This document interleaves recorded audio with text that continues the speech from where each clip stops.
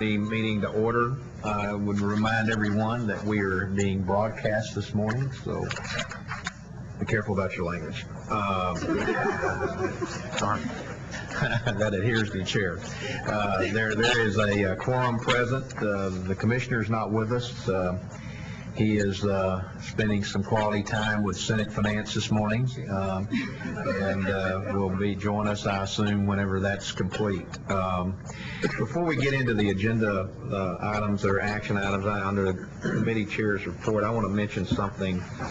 There have been a number of members on the Hill that have questioned in looking at TRBs and as well as our capital funding task force as we've gone through this past year of looking at different ways to finance construction and renovation and innovation in structures, real estate.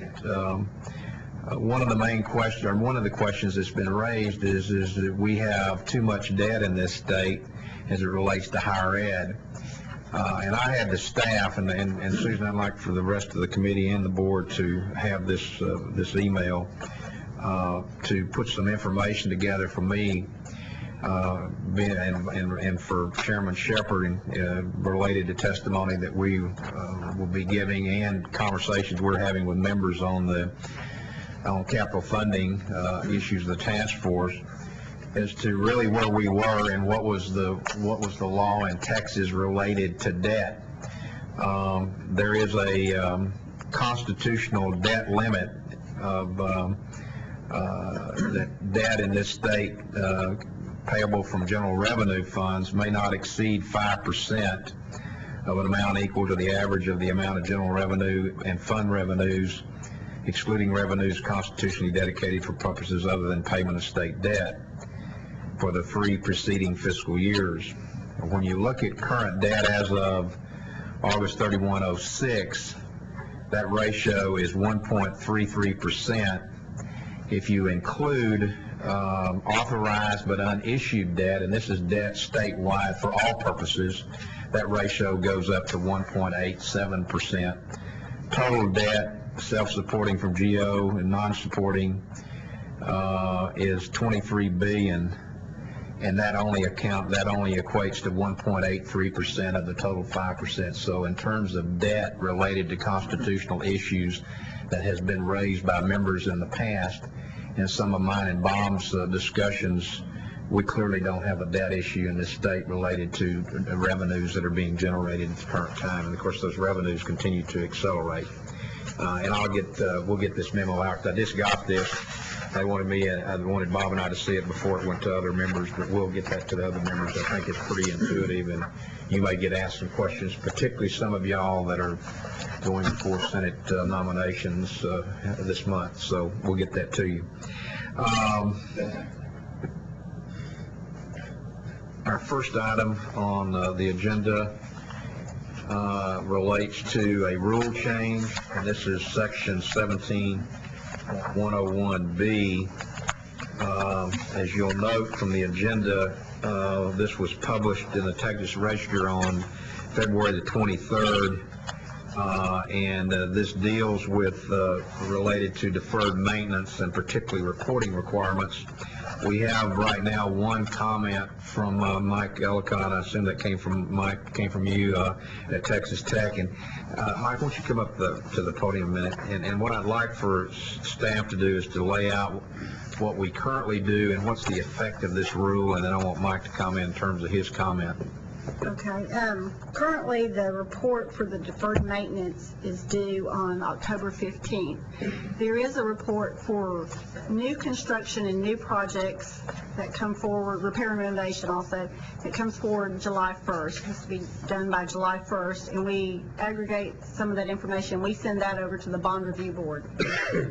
So what our thought was that we could move the maintenance plan, just the planning part of it, up to July 1st. That would have all of the planning documents due July 1st. That way, when we're getting ready for projects starting in the next fiscal year, which is September, we would have all the planning documents at the same time, up to date at the same time when we start that new fiscal year. The other change that we have is that we're changing it from, they would only be reporting items, deferred maintenance items that are over $25,000 versus $10,000. It doesn't take much of a deferred maintenance to be a $10,000 project at this point. So we were just upping that threshold. And those are the changes that we had in our reasoning for it. And before we get to the data issue, I want to talk about that last part. Even 25,000 seems relatively low to me. How did we arrive? Do you have any idea what the rationale was behind the 10 and now the 25? I don't know what the rationale was behind the 10. Do we know what percentage that change would knock out, how many items that would drop off? It would drop off, and Lillian's going to have to help me on this one because she ran the numbers. Most of the deferred. Why don't you come on up and Yeah, what we hear. you can sit by Mike. Sit by. Yeah. And state your name for the record if you would. The reason we did the 25,000 was most of the MP2s that are currently reported, it would eliminate more than a big percentage of the currently reported MP2s. We had less than 12, I think, MP2s that were over $1 million. So they were reported as small components of projects on the 2006 MP2. Okay. I would suggest that from the institutions that you still have a comment period till March the 26th. I would encourage the institutions to give us your comments related to both of these issues, that threshold amount, as well as the date. And I would be interested to know, Susan, in terms of the institutions, give us a breakdown before the board meeting. If we at 10, how many do we have per institution? If we go to 25, what do we have? I think we need to see that. Okay. Let's go back to the date of changing that from October 15th to July 1 on deferred maintenance. Mike, you had a comment. Yes, sir. Both the physical plant directors commented that if they had to report the MP2 on the 1st of July, by the time we backed it up and prepared it, they would be trying to forecast deferred maintenance projects before the budget cycle was complete, so they really wouldn't know what the funding levels were. Okay. And that was their major objection. And I would say, based on, the physical plant guys do that MP2, but looking at it, going from 10 to 25 would at least cut it in half, probably more than that. I think Steve Krill in the audience. Yeah, come to the and again, if you would state your name so everybody knows who you are and who you represent. I'm Steve Krill, Associate Vice President for Facilities Management at UT Austin. I have looked at our data. A change from 10 to 25 would certainly be helpful for us. Susan, you're correct. At $10,000, that's a very small project. But I echo Texas Tech's concern with the deadline. We begin our preparation of the deferred maintenance plan for the next year, beginning in we're actually beginning now, pending, and then we would not have a final decision until budget approval, and that often doesn't come. We get a better idea as the year goes along, but we would not have any level of certainty about budget until at least August 1st, probably more like August 15th. Yeah. So if we were going to move that date back from the institution standpoint related to the budget issue, September 1 would be the more realistic date. If we gave you a plan on July 1, it would not be what we would be working against. What we would end up doing is probably having some modified plans because of budget issues that come up later on. So we may not accomplish what we really set out to do. So that's the reason these things need to have comments, and we encourage all of you to put those in writing and let us know your thoughts as well. Okay. But we are in favor of increasing that reporting limit, because quite frankly now $10,000 probably wouldn't be deferred. I would be interested in what is an appropriate a dollar figure. I'm not particularly tied to 25,000 for that matter. So I welcome your input on that, and I know the staff would too. We'll look at this from two perspectives. The report on MP2, but we also want to be able to take credit for our expenditures on MP4. Right. So the MP4 is not moving. The MP4 is after the end of the fiscal year. Right, but would the limit on expenditures go from 10 to 25 on the MP4? we might want to take credit for things that we wouldn't want to report. And I'm not sure that you're willing. Somebody figuring out a way to beat the system. Okay. So I think I would encourage, have to have the I would same. encourage institutions to think about this as a change, because we can only report on MP4 what we report, What you have on the MP2, that's P2. correct. So we need to look at expenditures as well as projects. So we might be willing to continue to report at the $10,000 level if a number of our expenditures, because often projects get broken into smaller pieces. Right. Okay. Very good. Thank you. Any others have other comments on these issues? Okay. What we need to do, committee, is probably go ahead and have an approval, again, subject to our reviewing additional comments, and it'll obviously go to the full board. There'll be an intervening recommendation from the staff based on those comments. So, but in order to keep this ball in the air, I need a motion to approve. So moved. Okay, have a second. Okay, motion by Helensfeld, second by Neal. Any other comments or discussion? Again, this is a motion to approve, realizing there are going to be additional comments from the institutions, and there'll be a staff reevaluation based on those comments, and then we'll ultimately have the full board. We'll deal with this in April.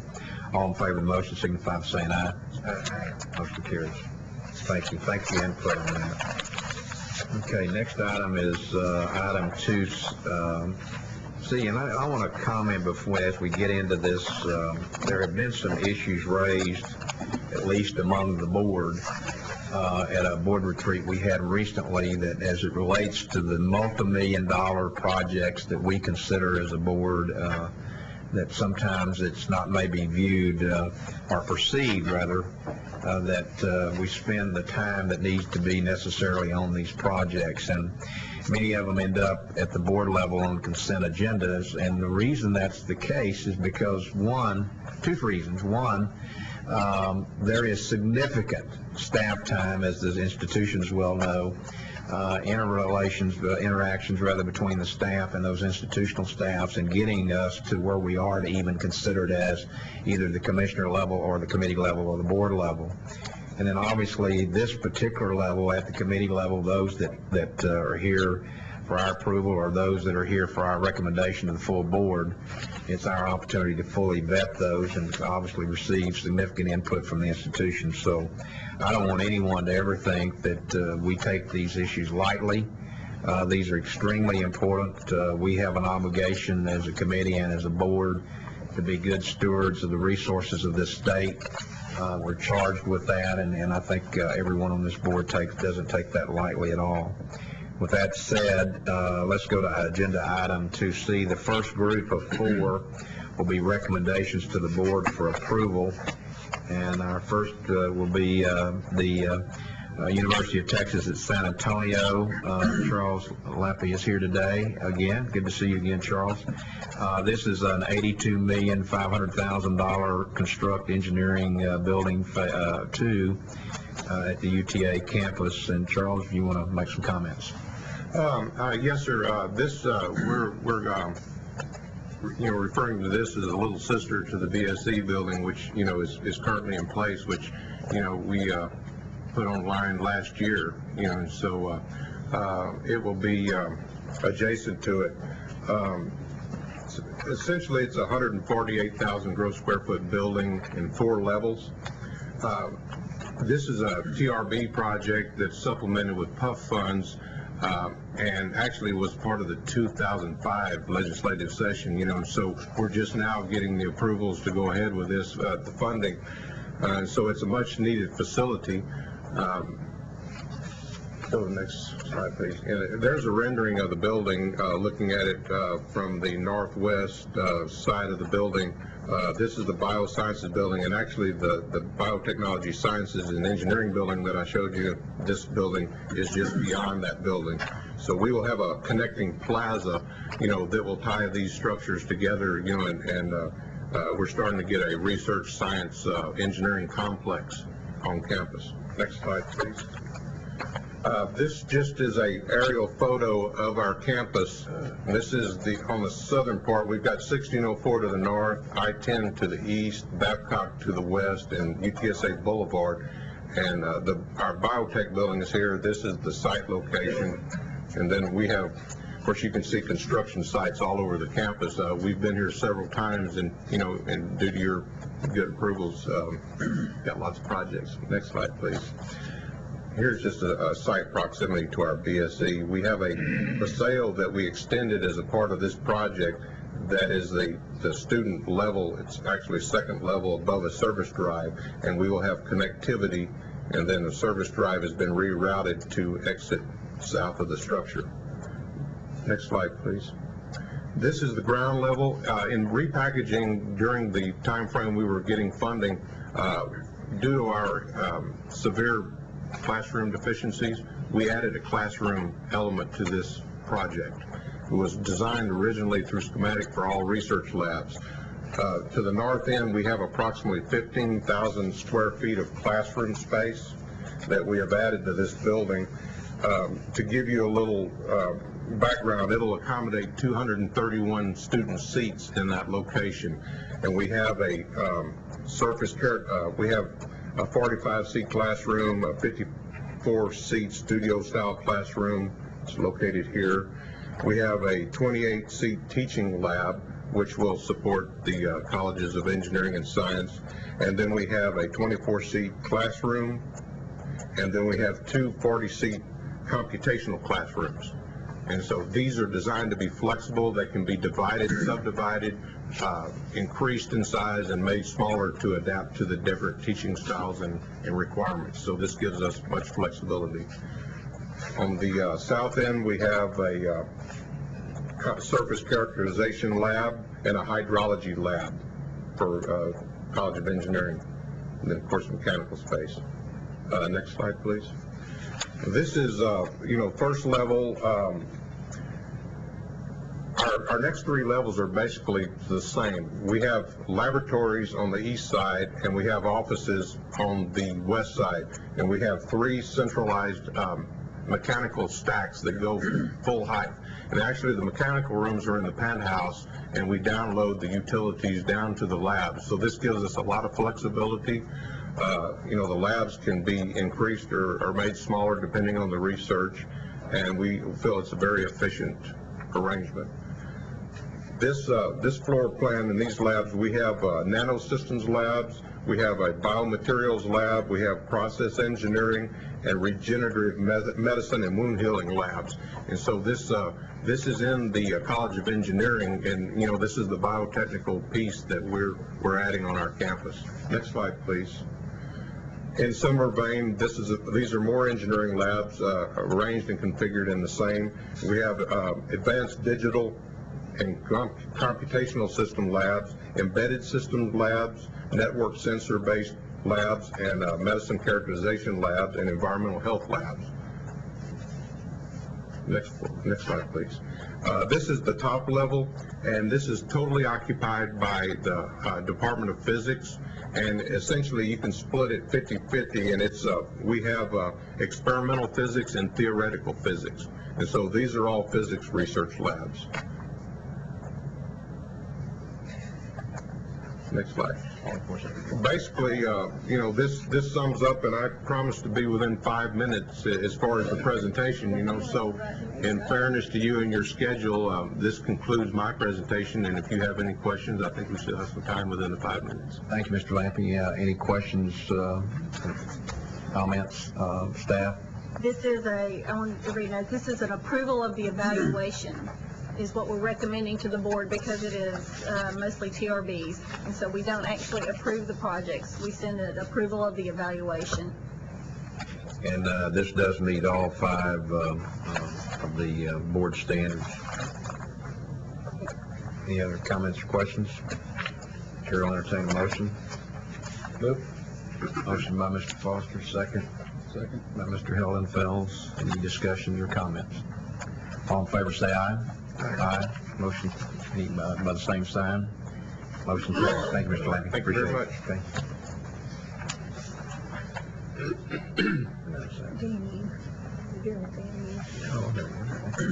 The next project is from the University of Texas MD Anderson Center. Bill Daniel is here today to make that presentation. This is a $35,874,051 rather, approval again, and this is to acquire 28 acres and actually 4 lots, I believe. Okay? Good morning. Morning. Let me just provide a little context for you in terms of how we came to consider and propose to acquire this property. Our facilities master plan basically has a whole section in it that lays out our land strategy in terms of property and property acquisitions.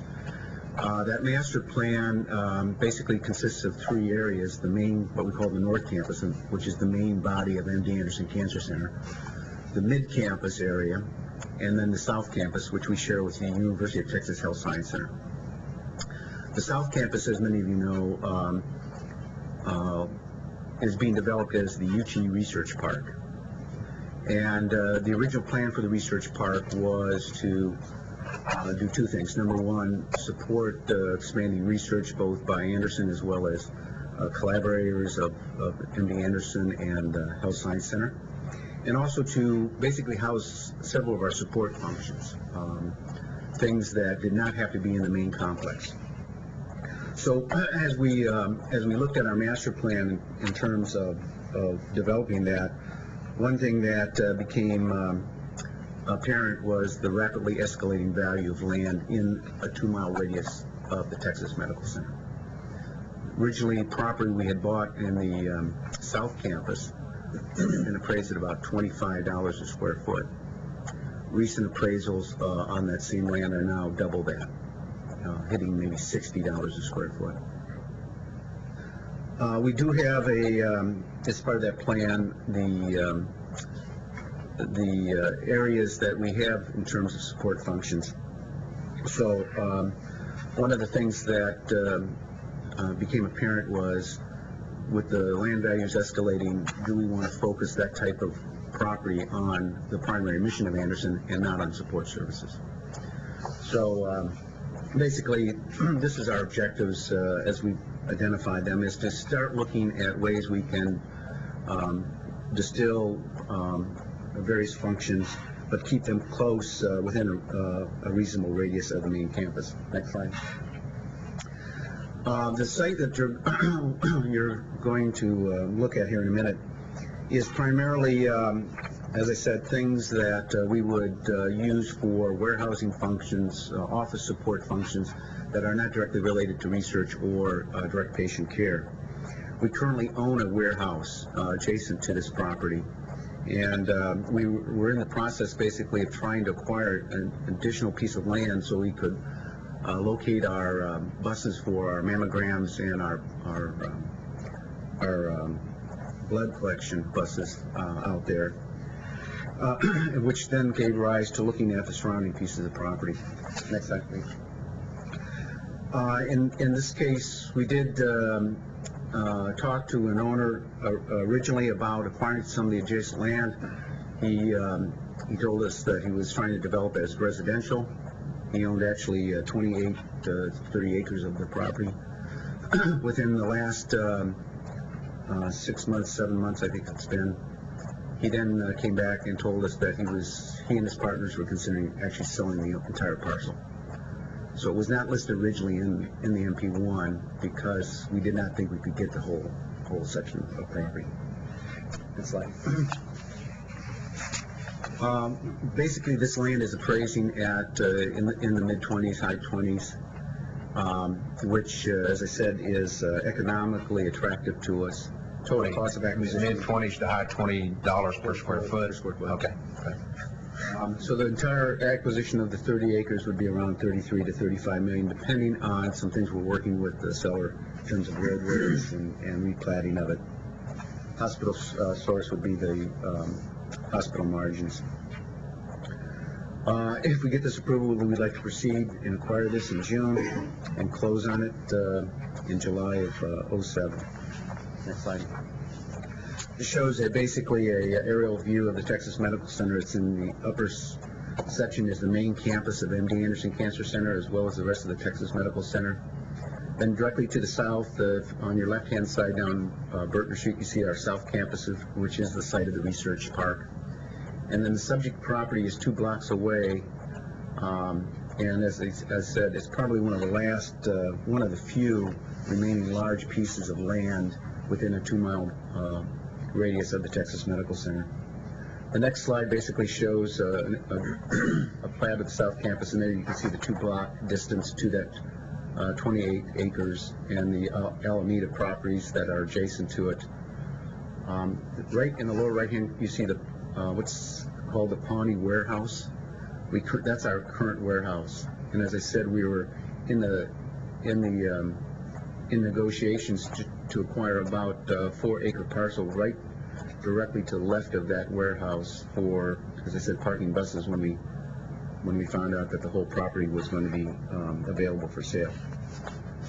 And then the last slide basically is just the nuts and bounds description, and that shows you those are some interior lots that the owner of the property now could not really purchase because they can't find the owners. These were originally platted as small residential lots, and some of these lots have been passed on to estates and various means, and so the original, or the person who currently owns it, could not acquire those lots.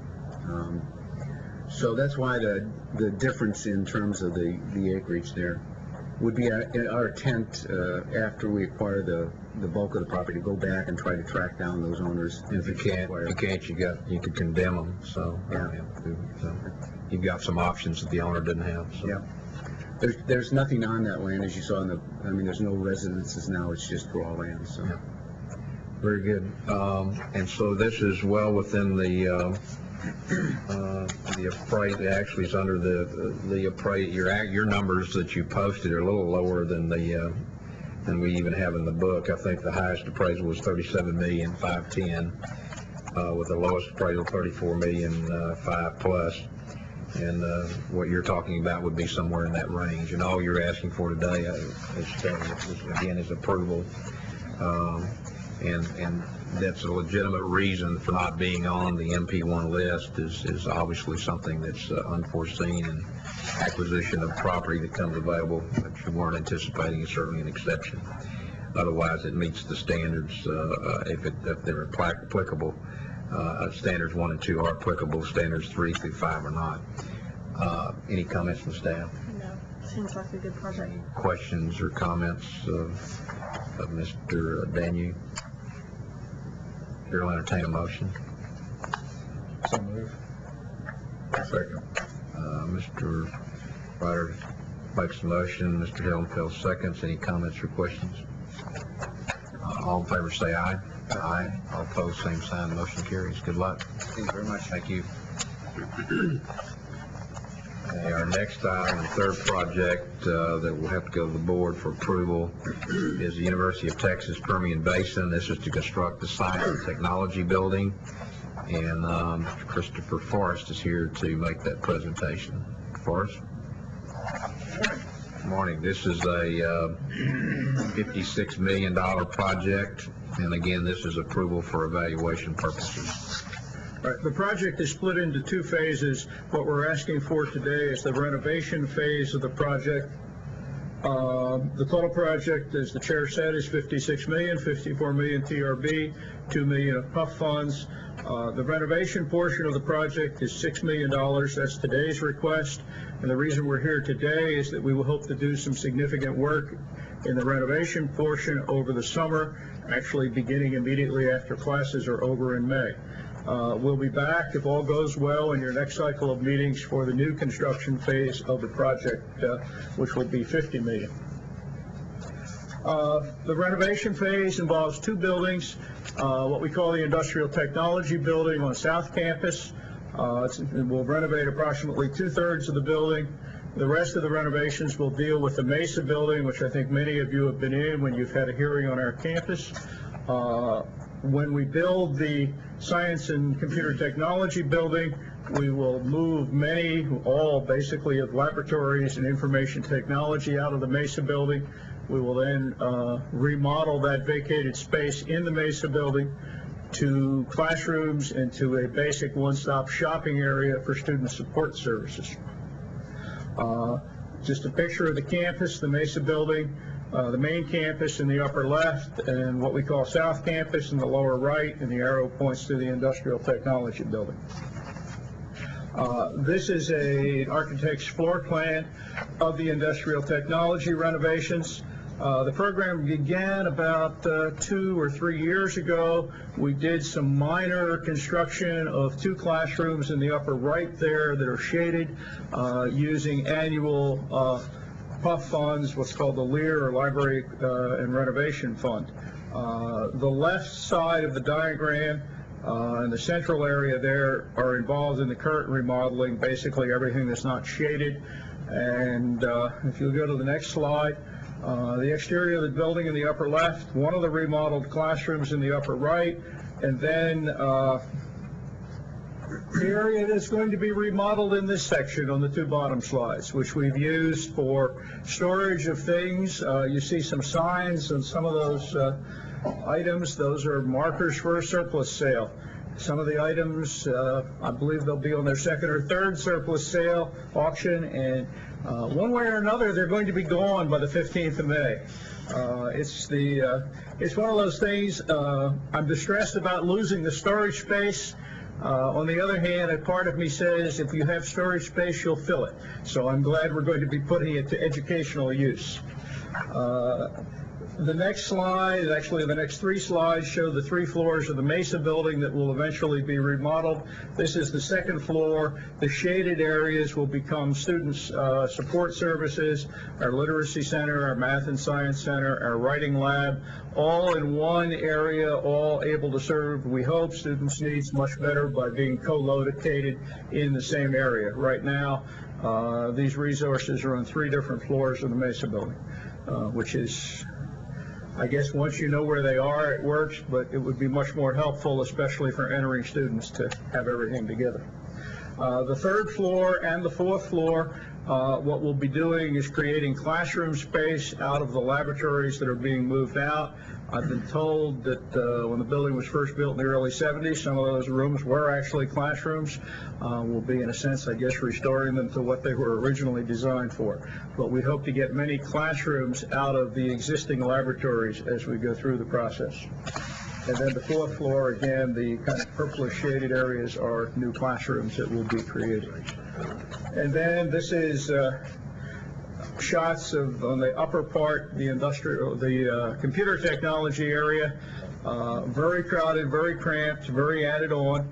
The building was built in '73, and obviously we didn't have things like personal computers or networks or all those things in the '70s, and we've made do, but it will be exciting to vacate this space, put it to a better educational use, and have design space in the building we'll be back with next time.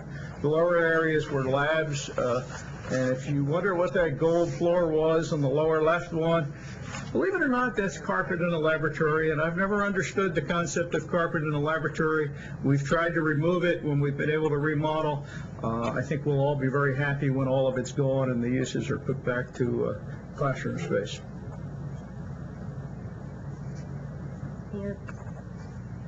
Now, in your briefing sheet, you say that there's no closing the gap goal met in this, except that new student support space. It sounds like you've discussed participation and success quite thoroughly.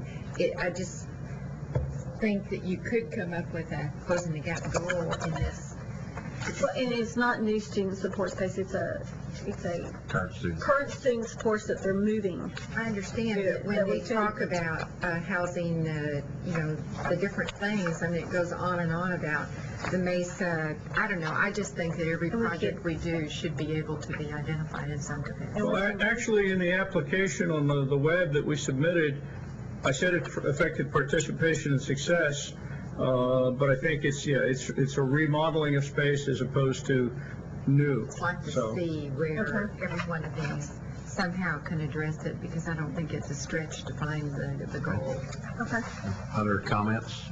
Well, just to follow that up, it does analyze that 6,000 net square feet is being captured or recaptured as E&G space. For new classrooms.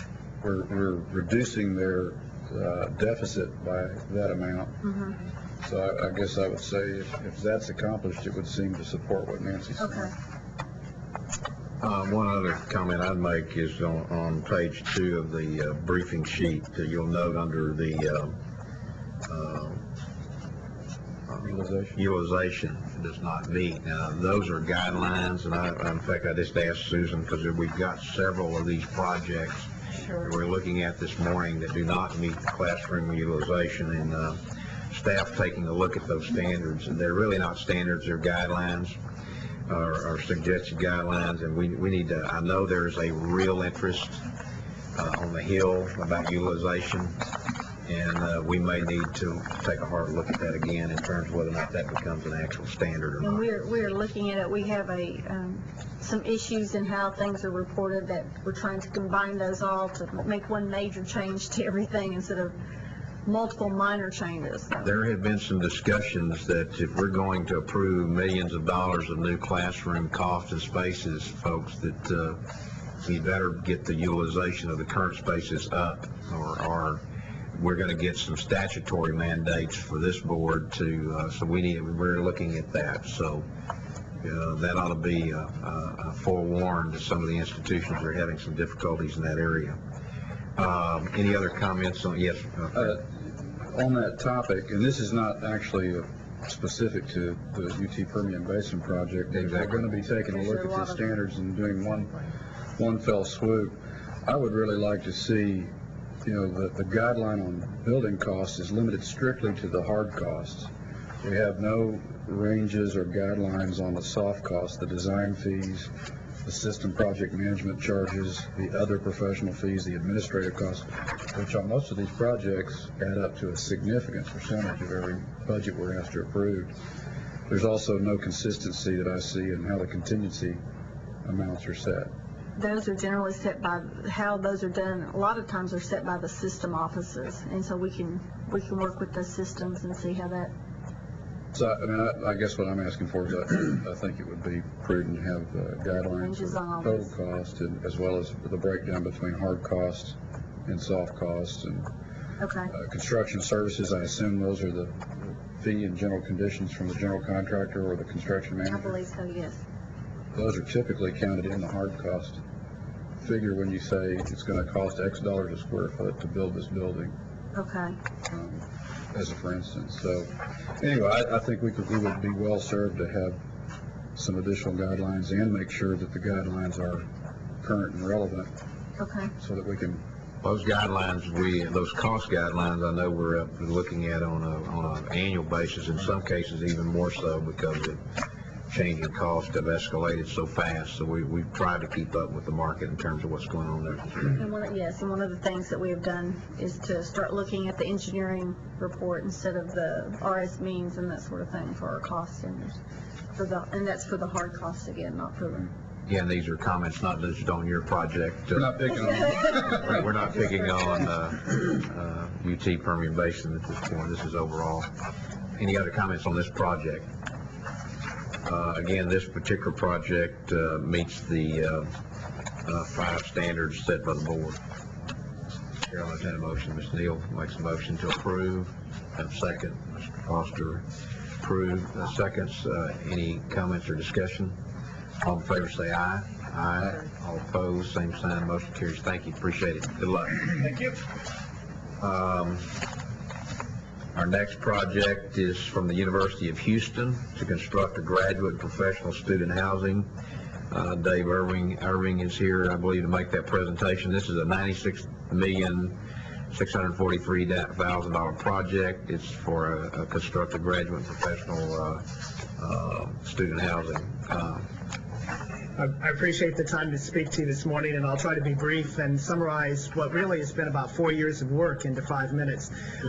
This project is a reflection of our strategic plan, of our new framework and master plan, as well as a very extensive amount of student surveys, student focus groups, and a complex housing study that we did. First slide. We'll start with just a couple of sketches so that you can get a feel for the project, because really to call this a housing project or typical residence hall really is a misnomer. It's really more of loft apartments, because in surveying our students and trying to see what we needed to do to recruit them and to maintain them, we found that what we were really dealing with was a marketplace that was much different than some of the properties we had, and we really needed to respond to that. The project has a number of items that we'll go through, but it's a mixed-use project. You'll notice on the lower levels, for instance, it sort of has a different look. Those are classrooms and retail and so on. On the corner, again, some mixed use for the facility, so it's much different than the residence halls when we were all students. Next slide. Another view of the same project, if you could go on. And this is one of the interior courtyards, again showing that the first floor is a whole series of mixed uses that meets and starts to implement our strategic plan. Really what we're trying to do is to figure out on a campus that's primarily commuter, how do we retain students, how do we get them to stay, because we know if we can get them to stay on campus, we can get them to graduate from campus. And this project does that in a couple of ways. It provides the first professional housing that we've had on campus. We've not had housing really dedicated to graduate students before. It also, because of all the mixed use, begins to have a whole series of amenities for our commuter students that begins to give them a place where they can come, not just for classes, but for some of the other things. Next slide. Our current occupancy of housing is very high. It's, as you can see, it averages 99%. Most of the time we start at over 100%. Next slide. And the marketing studies we did show that if we had a professional housing complex, we could fill about 3,800 beds. And it was a very specific study. It wasn't just would you come, but would you come at particular price points. So we have a lot of really good information. Next slide. Very quickly, the project that we're anticipating, we're all the way through design now. We would be opening this project for the fall of 2009 semester. Next slide. We looked at a number of slides to kind of orient you. 45 is here. This is Spur 5 and our main entrance to campus. We looked at a number of potential sites. If you could go to the next slide. And based on those sites, we then, as a master plan, came up with ways to put housing through campus, different types of housing, again, trying to appeal to different constituencies and trying to come up with more of a on-campus environment that would entice people to stay and to become part of our community and to graduate. In terms of the site that we're looking at, and what makes this a very exciting site, is it's really right in the heart of campus. That's the reason it's a high-rise property. It varies in height from 7 to 10 stories. The main entrance to campus is along the bottom here. Our new library renovation is here, the Student Center there, and so the project is very close to 3 of our largest colleges, and certainly the 3 that have the most professional students, College of Business, the College of Engineering, and the College of Law. Because of that, it can serve a lot of functions, and we anticipate that it will have great demand. I might mention that the street is going to be revisioned as a sort of a student street that will have mixed use all up and down the street, classrooms as well as retail, fitness centers, all kinds of things. Next slide. The project has 983 beds. It's a combination of primarily 1- and 2-bedroom units because that's what our students, particularly our graduate students, indicated that they would like. As I said, it has a great amount of retail. There's 10,000 square feet on the first floor that will have several restaurants and then also some things that relate or can serve housing, everything from a dry cleaner to a copy center. And it's also loaded with a whole series of amenities. It has classrooms and meeting rooms. It has a theater, fitness center, laundries, all sorts of things. So it's much different than the properties we have on campus now. Next slide. Again, some of the other features, there are several courtyards. Those courtyards are open to the public so that they can be used by all of our students, not just those that are in that complex. And again, it begins to develop some spaces that we can use for everything from writing labs and so on to classrooms and things that we can use for some of the retention and recruitment goals that we have at the university. Final slide. The project, as I said, is a $96 million project. We sort of took a gulp as we first developed these costs because it's by far our most ambitious project to date. Next slide.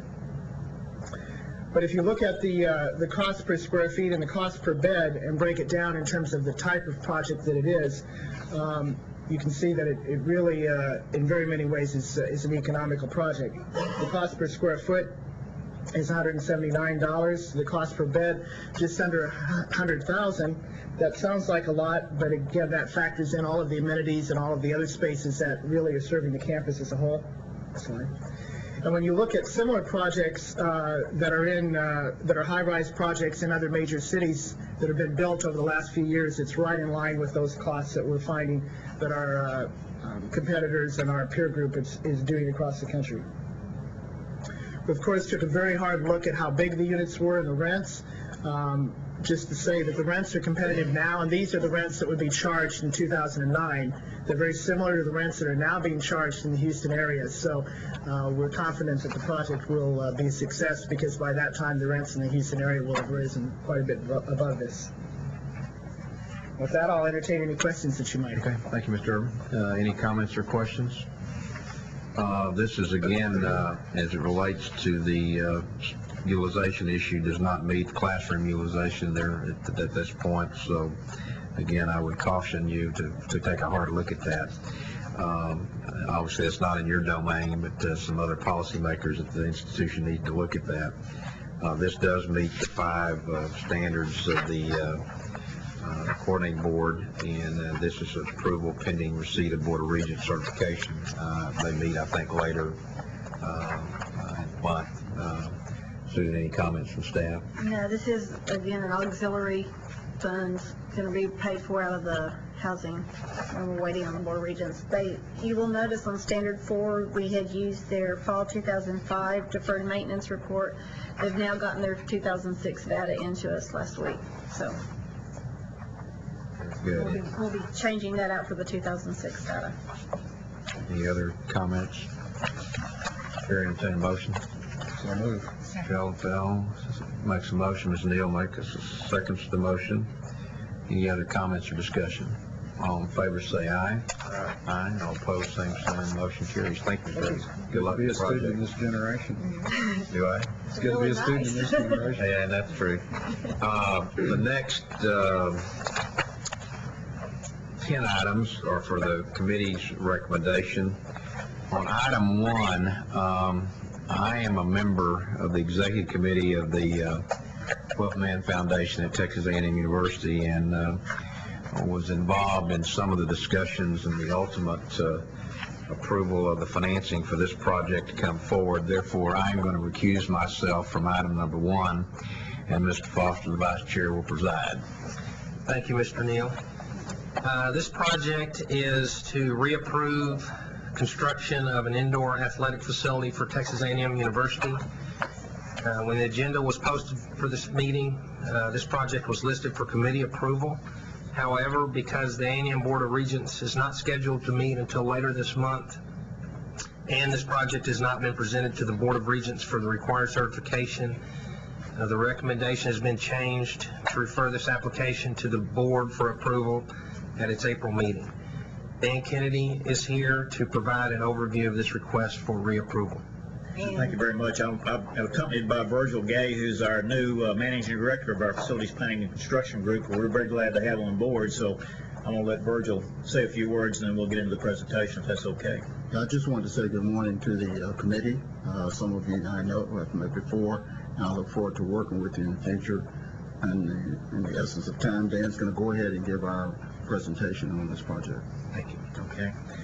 The indoor athletic facility project was originally approved by the coordinating board in February 2006 at a budget level of $20 million. The project consists of 2 steel frame tension fabric structures, one to be an indoor football practice facility and the other to be an indoor track facility. The 2 independent structures are located just to the south of ConcourselField on the Texas A&M main campus, as you can see on this slide. As the project design was developed and full investigation is done, the cost estimates developed by the design team and the construction manager indicated that the cost to fully complete the indoor athletic facility would significantly exceed the funding that was available. To maintain an aggressive schedule for completion of the indoor football practice facility, the university chose to complete the design and construction of a facility which could be constructed within the original budget parameters. And this facility, the facility currently under construction is on the slide there before you, and it consists of a completed football practice facility, including lighting, air conditioning, artificial turf, and observation platforms for the coaches to use during practice. And then also a shell building for the track facility, a shell entry foyer, along with emergency lighting. Minimal air conditioning is required to maintain moisture control, plumbing stub-ups, and electrical extension size for the future lighting and future electrical distribution. Since this time, additional funding options have now been made available for the project, and Texas A&M wishes to proceed with the completion of the indoor track facility. And the completed track facility will include some of the items that we'll show you on the next several slides. The first will be an adjustable hydraulic track system, which will be in the facility in that area, along with sprint lanes and some field event facilities right there, and then on the side under the spectator seating will be concession areas and restroom areas. Next slide, please.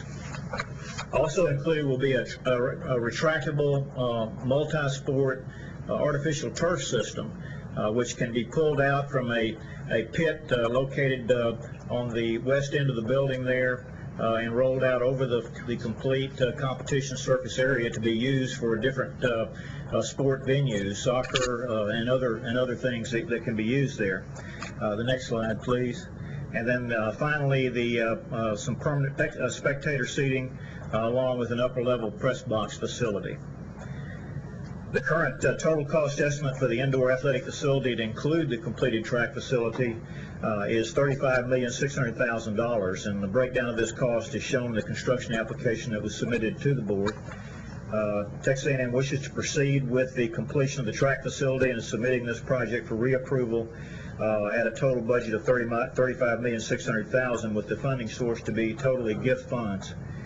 The Texas A&M, as mentioned a while ago, the Texas A&M University Board of Regents will meet later this month, March 29th and 30th, and will act on this revised budget for the project.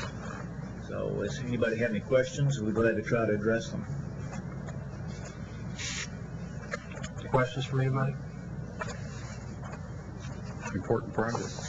Huh? Important project, I said totally objectively. Okay, we will all entertain a motion. So moved. Nancy, seconded by Fred. All in favor? And opposed? Thank you. Thank you very much. Mr. Adams, I turn it back over to you. Thank you, gentlemen. Closing the gaps regarding success. Sure. I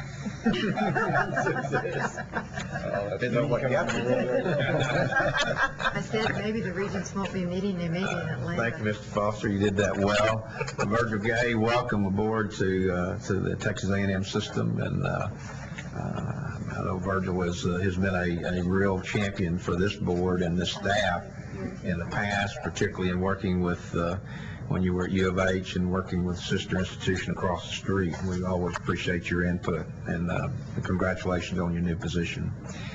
Yes, Ms. Neal, it is about closing the gap, but it's probably not the one that we adopted in 2000. It's maybe Still an important one.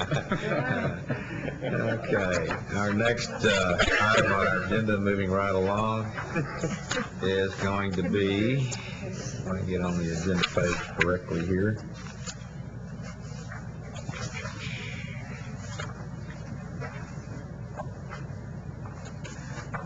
This is the University of Texas at Austin, seeking committee approval for construct of a chilling station, $37,700,000, and this is Juan Taveras is here to make that presentation. Juan. Good morning, and thank you for the opportunity to talk about our project. It is a very important project to the campus. It allows us to meet our campus growth needs. It adds about 5,900 tons of new capacity that is critical to serving the original 40 acres, and the next slide will show kind of what I'm talking about there. It allows us to also improve our energy efficiency. We're basically replacing a 50-year-old steam turbine-driven chiller system, chiller plant, with a new, much more efficient electrical chiller system. It also allows us to increase the efficiency of our generation. We have a 45 megawatt gas turbine, and the nature of those turbines is that in the summertime when it's 90 degrees outside, the turbine only provides us 36 megawatts, whereas at 59 degrees outside air, it provides us 45 megawatts. So this allows us to give that cold winter air in the summertime when we need that peak capacity. So that's what that basically does. So part of that capacity will be used for that purpose. It also allows us to improve the environmental footprint of the campus. Basically, we're removing a significant 30% of our total CFC refrigerants from the campus, and over the next 4 years, the remaining CFCs will also be phased out on the campus. So this will allow us to be 100% compliant with the EPA on refrigerants. All of these. This is a companion project with other projects that we're doing, but all of these projects result in efficiency. And increased efficiency, obviously you get lower fuel costs, you use less fuel, you also have less emissions. So it has an overall benefit as well to the environmental footprint for the campus. And it allows us, the existing station that we're replacing is in very prime space right in the middle of the campus, right adjacent to the original 40 acres. So this allows us to free up that footprint for a future teaching or research facility. Can you go to the next slide, please? This slide shows you is that that's the project location kind of in the middle, and that orange triangle that you see there is the original 40 acres. And what's not showing underneath there is that there's 3 other stations, and they're all interconnected by about a 6-mile underground tunnel system. So we connect about 180 buildings through those chillers. We have a total of 40,000 tons of chillers, and this will allow us to replace an old station. Really effectively can only deliver about 6,100 tons.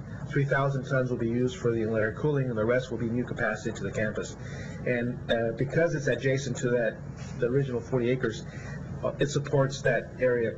Well, it's not uniquely dedicated to it, it supports it primarily. If we go to the next slide, please. This is kind of a blow-up of the site. The central chilling station is, you see the 24th Street, bounded by 24th Street and Speedway. It's right in the middle of the campus. When this plant was built, it was originally way outside of the bounds of the 40 acres. It's all in the middle of the building. It's in the middle of the campus now, middle of the city now. The PPE and the PPL buildings that you see there are power plant complex. The central chilling station is going to be located right adjacent to the plant, so it allows us to place this plant within what is primarily an industrial area anyway. We take so the chilling station 2, which is right on Speedway there, that gray area, is the area that's going to be demolished and will free up that space for a future building. This is a little kind of a bird's eye view of what it looks like. That shows the new facility. We've tried to pay a lot of attention to it from this view from Taylor Hall and the buildings that are on the left-hand side, and the mall, because that's primarily the views that it's going to see. And what we've tried to do is step back the facility so that it does not look so imposing. It's a very tall structure, so the top of the shrouds on that cooling tower is 95 feet. So what we're doing is by creating that screen wall and by stepping it back, we're allowing the facility to kind of blend in, and it won't look as imposing on the areas of the buildings around it. This is primarily equipment, it's big equipment. It's going to have 3 5,000-ton chillers. The pipes that it's supplying is 24-inch diameter piping. It's about 14 feet high. What's not shown here is this is a 3D model that we're using. It's a very, very complex project. We've got to get our piping out from there, connect to our existing tunnels. What's not showing is underneath there's another basement where all the pumps are, so this big piping that we're... Transition in this is going to be pretty complex as well. Yes, sir, but we've worked out all the details, and we think we have a lot of it. We have a very good design team, so we're very happy with where the project is at this point, and so I think that's really it. If I'd be glad to entertain any questions. Any questions? What is the payback on this? If the easiest way for me to explain it, the payback on this one is not as good as it is part of a companion project of all other projects that you all already have improved. We're putting a new combustion turbine and other projects. When you combine all those projects together, the straight line payback is 16 years. This is 30-year equipment, so it's a very, very good value for the university.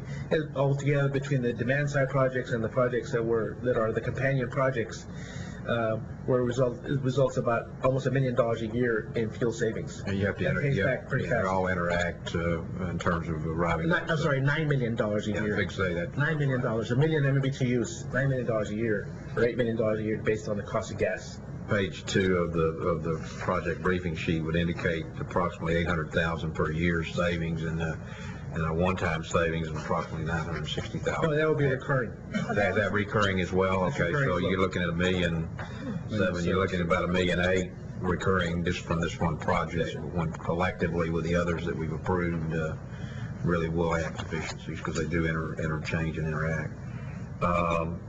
Obviously, these are investments that have to be made. They're not pizzazz like a new building, but they are certainly integral to the operations of the institution.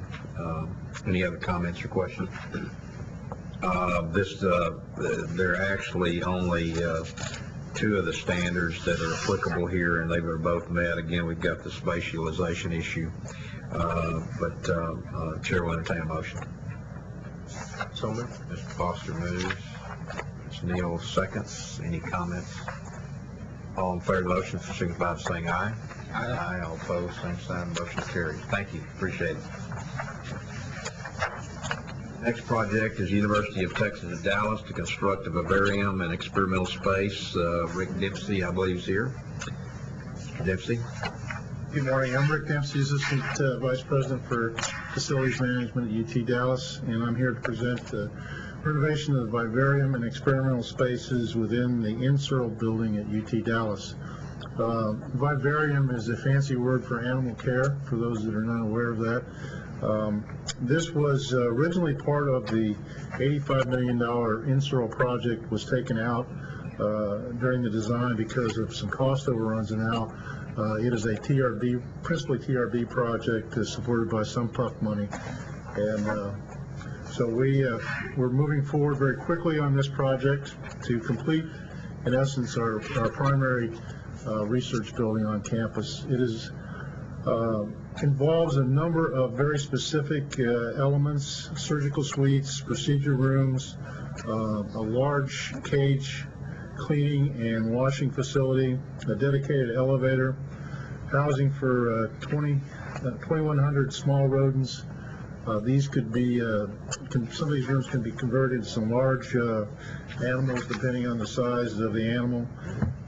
Office space and gowning space for facilities staff, and a catwalk above the facility to support the mechanical systems associated with this. You see a diagram of this space in the basement of the InSearle building on the slide. One of the things that's happened since we submitted this project electronically is that we're actually into the final construction drawings, and through some value engineering we were able to actually increase the amount of square footage and stay at the same costs. And by doing that, we have brought the project within the board range of costs. So I believe we've made some progress there. We've also been able to maintain the efficiency of the space in that process. That's not to say that this is not an expensive project, and I wanted to address a little bit about what some of the factors are that are causing the cost of this to go up. First of all, it is construction within an operational research lab, and we need to keep those operations ongoing while this construction is going on in the basement. And here's some of the issues that are created by construction. We have vibration restrictions. It's adjacent to a location for 3 electron microscopes. We will create construction dust, and we are 1 floor below 7,000 square foot of a class 10,000 clean room.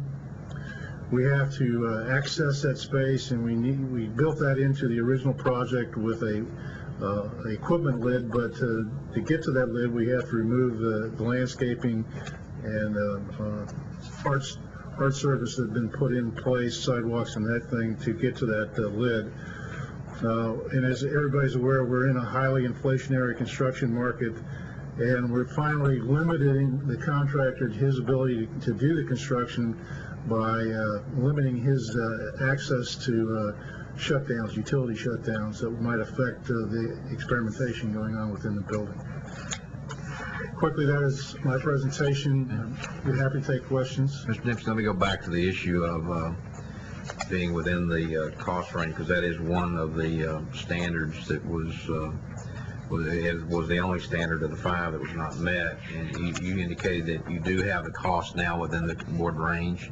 Can you tell me what that is per square foot? It is now $459.18 a square foot. Okay, can you tell me under project costs what were adjusted? Well, actually, what we were able to do is we cut some costs of the interiors. Like we went from having all concrete block walls throughout to putting on sheetrock in some of the rooms and things of this nature. We were able to cut costs in that way. Okay. Frankly, we've gone through totally with this project trying to get these costs down. Sure. I mean, is that total cost now below 15 million? No, sir. We're keeping the project at 15 million. 15 million. So the building cost is what has come down. That's correct.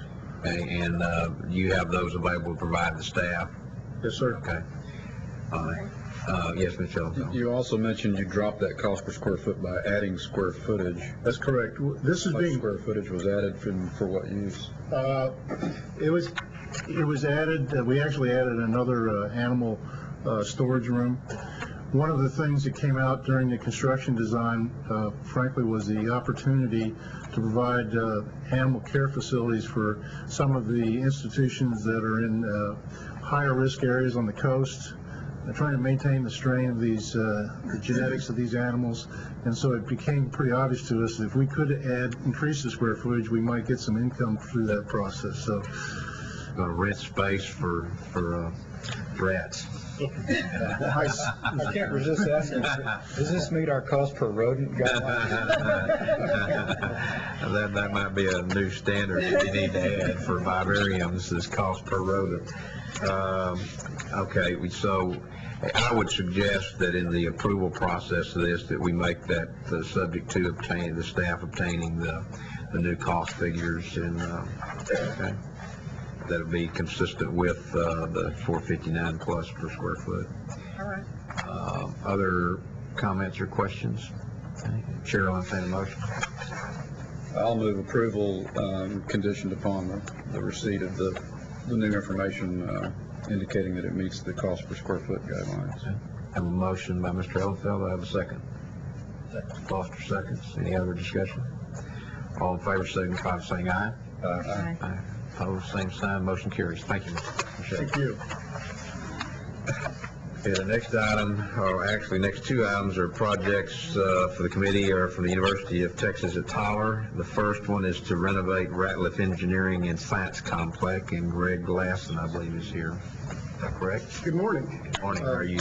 I'd like to introduce myself, if I may. I'm Greg Glasson. I'm the new vice president there at the University of Texas at Tyler, and I'm celebrating 2 personal milestones right now. I'm just had my first year anniversary at UT Tyler. I'm back in Texas. My family's overjoyed, and this will be my first opportunity to work with you. So it's nice to meet you in person. Welcome. Put faces with Where names. did you? I haven't yet had a chance to meet your staff yet, and I'm looking forward to that this afternoon. And where did you come from to come to UT Tyler? I was at the University of Southern Mississippi before this. Great. Well, welcome back to Texas. Thank you very much. As I said, my family's overjoyed. I'd like to explain A little bit about the context of these two projects. They're actually the same reasons that drew me to come to Tyler. As you know, it's a rapidly growing campus, and it's going through a transition from being a commuter school, an upper division only, to a true residential destination campus. And both of these projects that we're seeking your approval for are affected by that. This first project, the renovating the Ratliff Engineering and Sciences Complex, is actually more complex than that. In addition to finishing the Ratliff building, you'll see on the slide, those two buildings were completed. The one on the right, the south building, was completed already, and classes are going on there now. The building on the north was just shelled out. That's the subject of most of the conversation in the briefing sheet, but it is important for you to know that 5 other buildings on our campus, older existing buildings, are being renovated as part of this overall project. So most of the project is reconfiguration of space, converting it from upper division, small classrooms, trying to make it a more efficient space for the campus in its current configuration. This is a picture of one of the floors. As I said, the project includes renovating the existing student union, the art building, a couple of other classroom buildings, but the big focal point of this project is finishing out the 4 floors of the North Ratliff building. This is the 3rd floor. There will be a computer science lab, several computer science labs, a number of classrooms. We're adding, all in all, 37 classrooms and 55 offices by finishing out this building, and we're proud that this will be a great addition to our campus. I did want to approach Ms. Neal's comment. I think that you're right. I want to anticipate that. I think that participation and success are big parts of this project, and we'll rectify that. Okay. This was not reported on the master plan. I assume this may be related to Mr. Lassen's transition. I'd like to apologize for that. I think that's part of it. The other part was these projects were bundled together sort of at the last minute to achieve this TRB funding at the $48 million level. So the constituent parts, the different renovation parts, were separately reported, and now they've been bundled together. So we can fix that. We need to get that information. So. And we'll make the consideration continued on that as well. In terms of the space surplus, this is also one of the staff's, is that this approval, their recommendation is that the institution implement its plan to address the current space surplus and progress to demonstrate prior to approval of any future projects. So you need to be aware of that as well. Yes, I can address that a little bit. We're working very hard on that. I think the rapid growth of the campus will mitigate that. By the time we get around to measuring it the next time, I think we'll be taken care of. But in addition to that, we have some rather unsightly temporary buildings in the middle of our campus that when we finally finish all of this renovation can start to go away. Okay. And that should fix that problem. Susan, you want to comment on standard 1, that indicate does not meet standard 1? You're talking about the guidelines for the space utilization. It does not meet the space utilization standard, and part of that has to do with it is part of the growing campus, and they have gotten some classrooms up and going, and the students aren't quite there yet, but they're getting there. That has to do with the classroom. If I could just add to that, again, it's part of the transition. This very recently was an upper division only, small classroom settings. We now have classrooms that we can't use because they're too small, so we'll be tearing down some walls and reconfiguring. Okay. And I think it would be helpful in the future when we have a campus like this in transition like this. We've got some others that are going to have the same issues, and we note that in our comments as well. That's obviously one reason that you would not meet this particular standard, so we need to note that. As far as the other 4 standards, this first project, which is $48 million, does meet 4 of the 5 standards with the explanation on that 5th one. Chair will entertain a motion. So moved. Ms. Neal makes a motion. Is there a second? I'll second. And then ask the question, the motion to approve the evaluations with conditions like the next one, is that correct? Correct. It's with conditions for getting the information on the MP1 pulled together and that they continue with their plan. To deal with the surplus, exactly. Any other comments or questions? Mr. Chairman, and I don't know if this is a concern, I missed the presentation where you had Mr. Foster make a presentation that I sit on the development board and serve as vice chairman of the development board, so I think probably I'll show me as abstaining. Okay. We'll show you as recusing yourself for participation. Any other comments or questions on the motion before the committee? All in favor of the motion signify by saying aye. Aye. All opposed, same sign. Motion carries. Thank you. You're welcome. Thank you. Look forward to working with you. Okay. The second project is a $15,300,000 project, and it's this is a reapproval of construct and renovate University Center Phase 1. Yeah, we have a pretty picture for you here on this one as well. The University Center was not sufficiently scaled for this transition. So the primary part of this will come off the back end of the existing University Center, and it provides for meeting rooms and dining facilities. We have a cafeteria up and running now for our students, which is tucked in an unused black box theater, which isn't the ideal situation. So we're very excited about this. It'll be a great addition to our campus. Any questions or comments about this project? Again, this will need to be conditional on dealing with the space surplus issue. Chair will entertain a motion. So moved. Mr. Hellenfeld moves.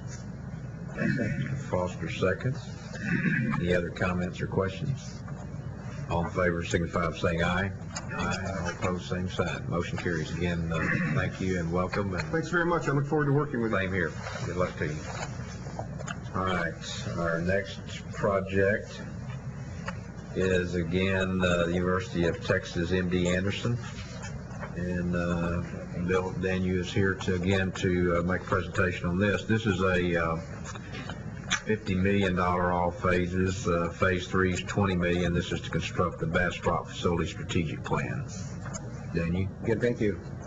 Let me again provide some context. Originally, our Center for Comparative Medicine and Research at Bastrop was headed by Dr. Michael Keeling, and he was the founding director of that center and had spent many years there developing that facility and those programs. Upon his untimely death a few years ago, we recruited a new director for that center. His name is Dr. Christian Aby, came to us. And at the time that he arrived, we did sit down with him in terms of the program to look at the facility requirements, trying to anticipate the direction he was headed in with the center and what those facility requirements would be. And we looked at primarily the addition of a new animal colony that he was basically directing in Alabama, that he planned to relocate to Texas, as well as do additional work in what's called good laboratory practices within the comparative medicine program. So some of you may know that at Anderson we practice what we call just-in-time construction. Basically what we'd like to do is try to program out the total requirement, but actually pace the completion of the work with the program requirements. That way we don't overinvest. Likewise, if a grant does not come through, we don't have a facility that can't be used for any other purpose. So we try to pace that, and that's why from Anderson you see a lot of these phased projects, because that's what we're doing basically. So next slide, please. So basically we've been before you before with stage 1 and stage 2 of this project, and we're now back to ask your final approval for the final phase, which is stage 3. And I'm happy to say that Dr. Aby has received a number of these grants, got permission to move the program from Alabama, and so we are proceeding now with the completion of the the rest of the laboratory I've facility. got to ask this, are we relocating Alabama rodents to Texas? Hope not. Remember what happened last time we relocated something from out? Well, I know it now. I'm not, Mr. Ellisville, you don't even talk about that. Go, proceed. So this is approval of a 25,000 square foot build out of the remaining space in the building. We are under construction. The shell is basically complete. We're now beginning stage 2, and then we're asking your approval for the final stage 3, which would be finished in May of 2007, and full substantial completion by October of 2008. This is for $20 million. Construction cost is $531 per square foot. If you commented on the last Bavarian project, you know that these are very expensive facilities. Yep. Especially in the laboratory practices field, where there's absolutely complete building control in all spaces in the GLP lab. Again, funded from hospital revenues. This is the Bastrop site. It shows you the main facility. We have completed a revised master plan with Dr. Aby, and we are now starting to build along that main road now. And the new facility is one of the first facilities to be constructed on the new main road. So there's a kind of shows you the areas being constructed in that facility in terms of the build out and the final phase there. I think there's a rendering. We should have a rendering here too. There's a rendering of the facility. It's a one-story facility out there. Okay. We own about 735 acres out there, so we can afford basically to do the low-profile building. And the last one, I think, is that's the last one. Okay, thank you. Any questions or comments, Mr. Daniel? We'll entertain a motion. Neal? Motion by Mr. Neal, second by Ms. Phillips. And I'm not on the committee. You can do that. Yes, ma'am. We're a committee of the whole. Any comments or questions on the motion? This is for approval, and it does meet the 5 standards of the coordinating board. All in favor of the motion, signify by saying aye. Aye. Opposed, same sign. Motion carries. Thank you, Mr. Thank you very much.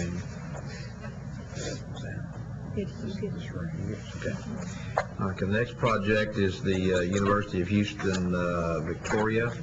This is to approve a project to construct the University of Houston Sugar Land Classroom Office Building. And Mr. Ed Hugett's here. No, Mr. Dan Irvin's here. I'm sorry. Ed's here as well, if you want to hear from Ed, but Okay. this is a project that we actually brought to you before and had the pleasure of sharing with you.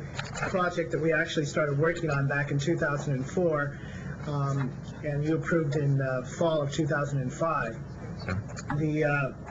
We're asking for reapproval. The project is still the same. The scope is still the same. The size is still the same. Unfortunately, as we all know, construction costs have gone through the roof. What we're looking at is a project that was a $30 million project. It's now a $35 million project. Next slide. As I said, the construction, the size remains the same. It's 149,500 gross square feet, a little over 96,000 net square feet. Next slide. There is a deficit in Victoria, but I'm going to very quickly talk about other aspects of this project. Only a small portion of this is actually going to be used by the UH system. About 2/3 of it are going to be used by Wharton County. And this project, to enlighten you, those of you that weren't here when we brought it before, it's a collaboration between the University of Houston downtown, University of Houston Clear Lake, and the University of Houston Victoria, as well as Wharton County Junior College. So it's a collaboration in many senses of the word. All 5 of those institutions will be teaching at this facility, and there'll be a large number of new programs that will be at this facility, many of which you've already approved, including the nursing program that Wharton County is going to have. So there's a big demand for space over and above the space deficit that's calculated just for UHV. Construction costs, on this slide, it says that they've gone up 15%. It's actually closer to 20% since the time we estimated. We're asking for a 17% increase in project budget, so again, this slide is a little bit off.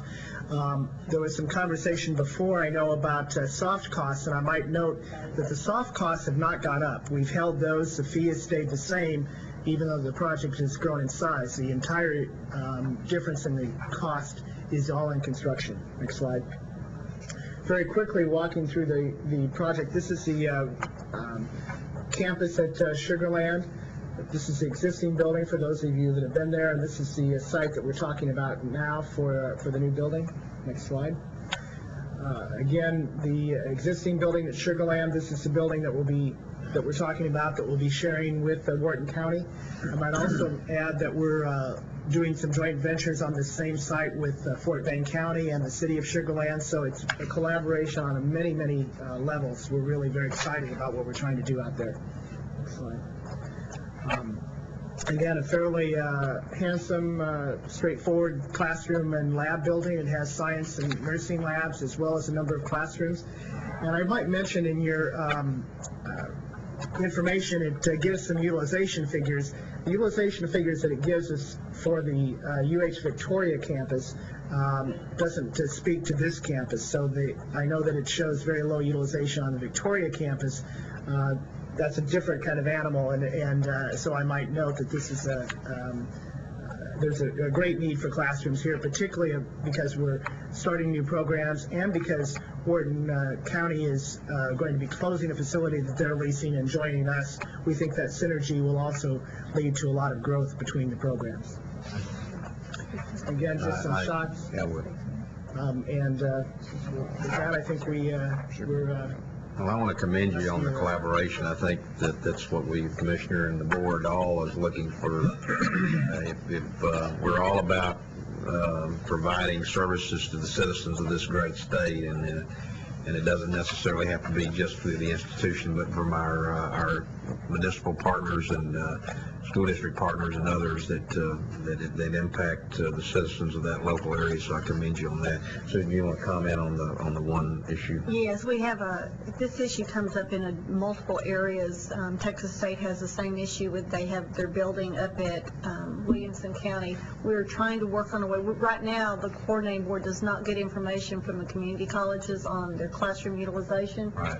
And we're in the process of trying to figure out how to incorporate these partnerships into our reporting requirements, and we haven't come up with a good solution at this point. We've been working very, very actively with Susan and the staff, and I'm sure we'll figure out how to crack that. We'll get it figured out. We just haven't gotten there yet. We also have, instead of having the University of Houston Victoria come back a second time, we have also included a change in the funding source on this project. So it's because they did receive authorization for a tuition revenue bond.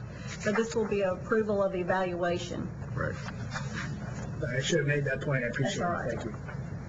And this does meet the 5 standards of the coordinating board. Yes, Mr. Edelfeld. These utilization figures that are in here have nothing to do with this project. Right. That's for the University of Houston. Do we know, do you have an estimated utilization that this building would achieve? It's a little hard since we know we've got a lot of new programs. We're guessing that we'll be somewhere in the mid-30s, 30 hours per week. Okay. And then my second question is, I noticed in your hard costs went up, as you pointed out, 22.5%, but the overall increase is less than 17%.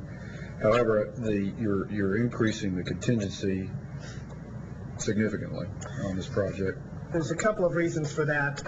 This project is on the Brazos River, and so we're still trying to figure out and working with FEMA in terms of what we're going to be required to do in terms of what level the building needs to be and what costs we have to have for raising the building and protecting the building. And because those things are still in flux, we felt it was important to keep a little bit larger contingency to handle those kind of items.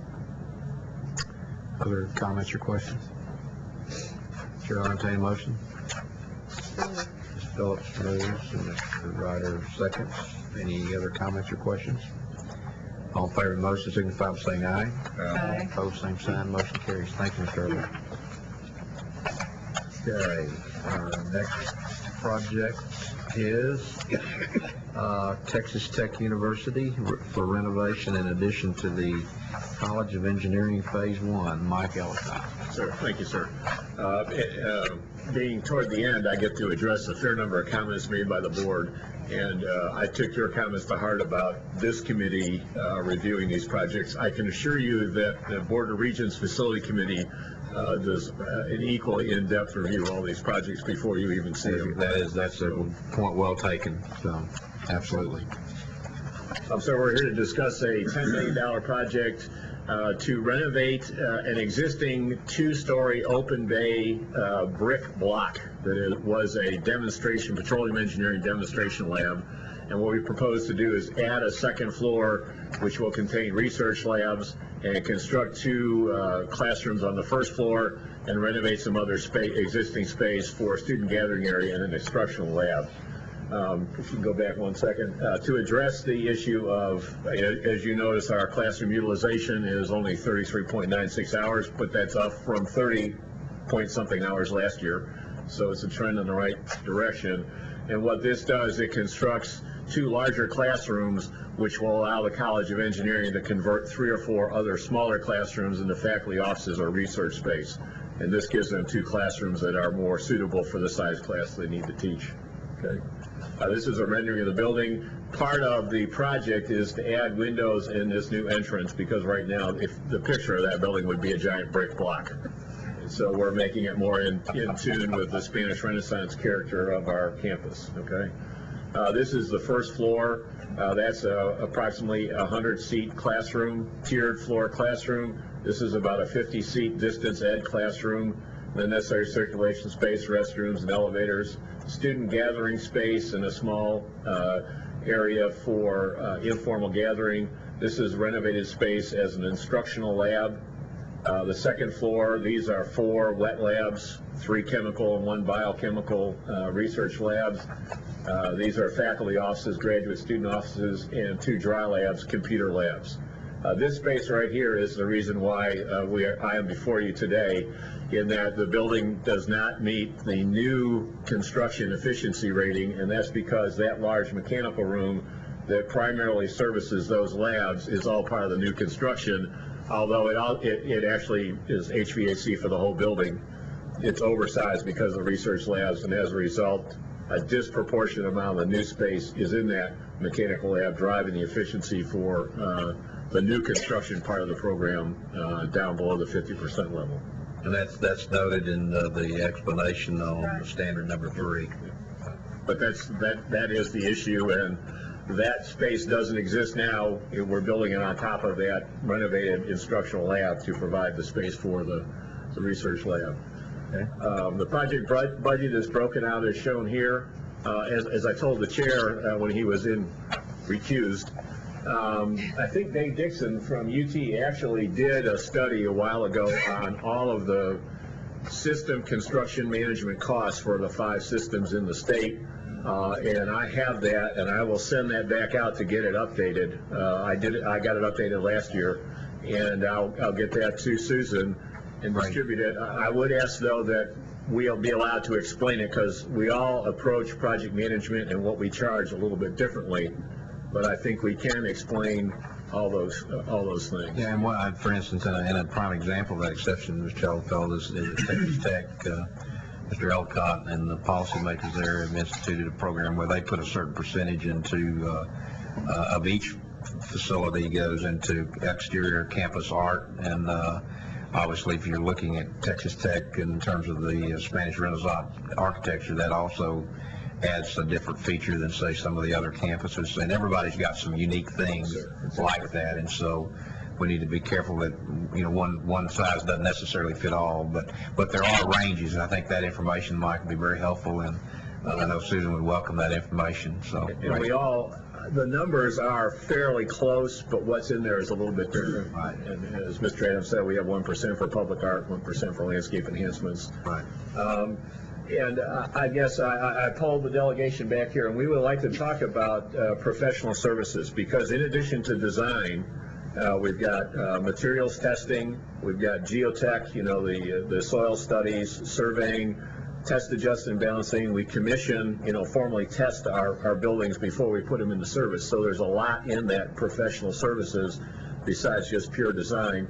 The administrative costs, the big part of my administrative costs are moving, is basically the cost to move, and that's a function of how much new stuff we're getting and how much old stuff we have to move. So I think a range might be good, but it'd be pretty hard to focus that number in. Yeah, absolutely. We're going to be careful about that in that particular area, but it would be good to see how that's broken down and then just to see what the trends are. And I think we can all pull some trend data out and have that discussion at the next meeting.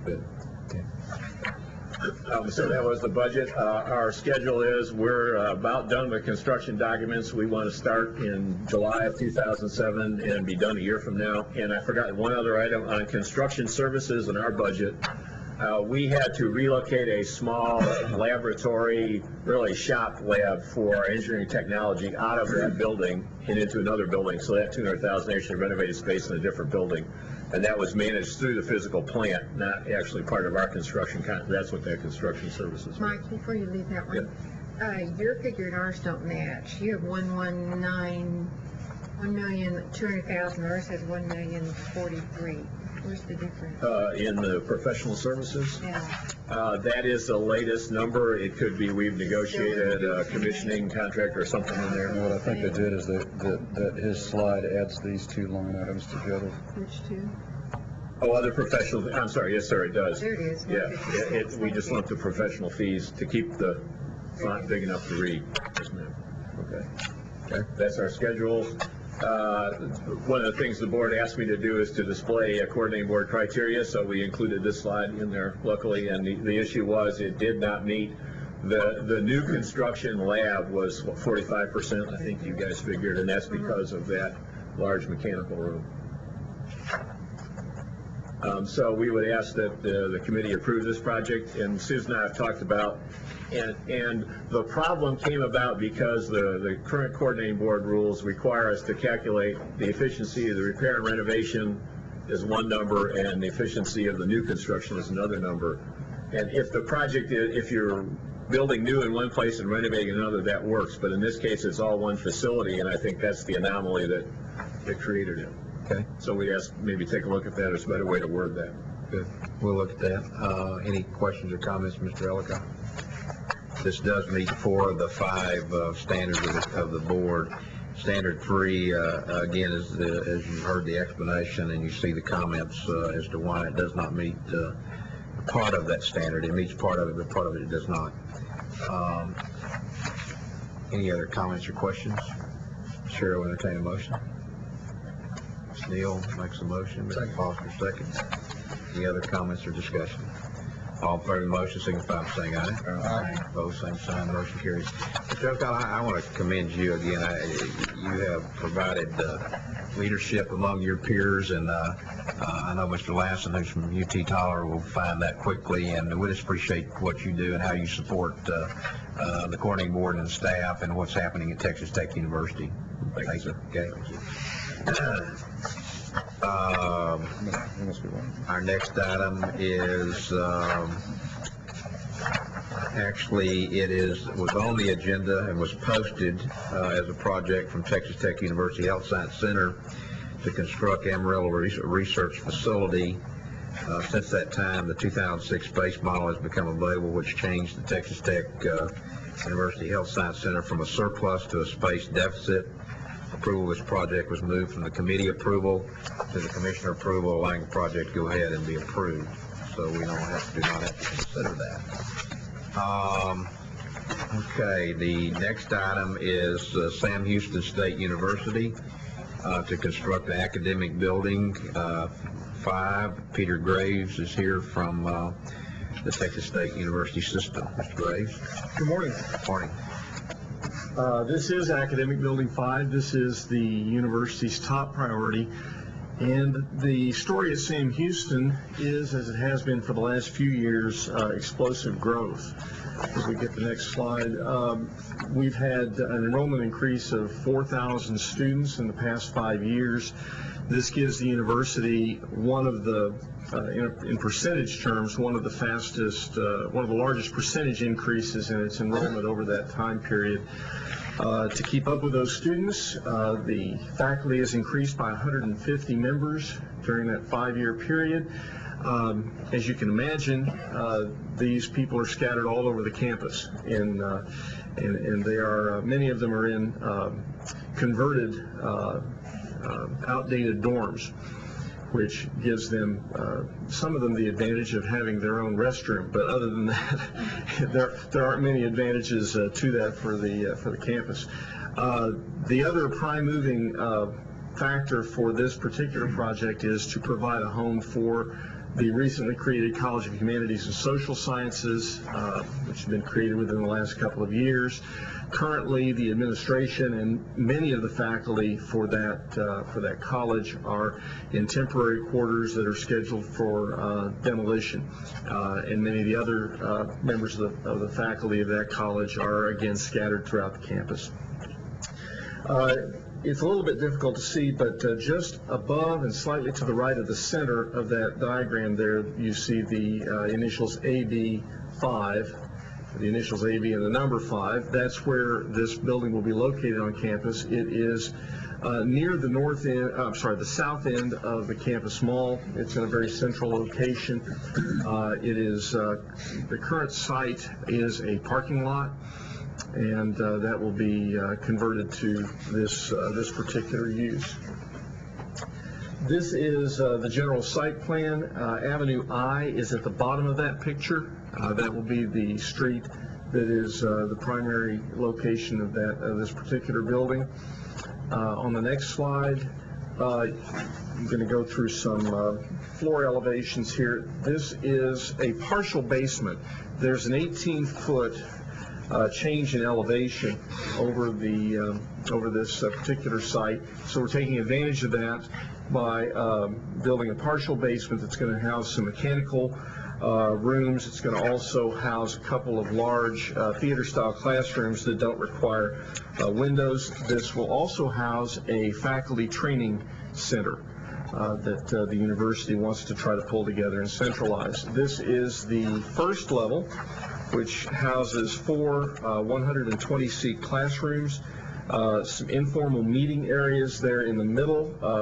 On the left-hand side, some of those smaller light green areas are informal meeting areas for students. The rest of this is advising areas, conference rooms, and various support staff areas. On the second level, we again have a large number of classrooms that are in light green there, a couple of seminar rooms there in the middle. The rest of that is largely faculty offices in the yellow, and the purple is administrative areas, the dean's office for the College of Humanities and Social Sciences, associate deans, and administrative support for that college. The next floor, the third level, is all offices. I believe the third level is going to house the psychology department. It's a large enough department to require the entire floor. The fourth level is, again, some faculty offices over on the right in blue. The other areas are relocation of various administrative functions that are either in outdated and inadequate spaces, such as purchasing and human resources. There's also some payroll functions and accounting functions that we're going to try to centralize in this area. Again, those are being moved out of areas that are presently inadequate, and in some cases we're consolidating functions that are scattered in various locations across the campus. So that's the building. This is probably too small to read, but it's the construction budget. It's a $30 million project.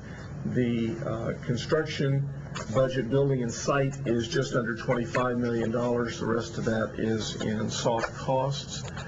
This budget was approved by the Board of Regents. This was placed on the Systems Capital Improvements Plan back in November, and the design development documents were approved in February by the Board of Regents.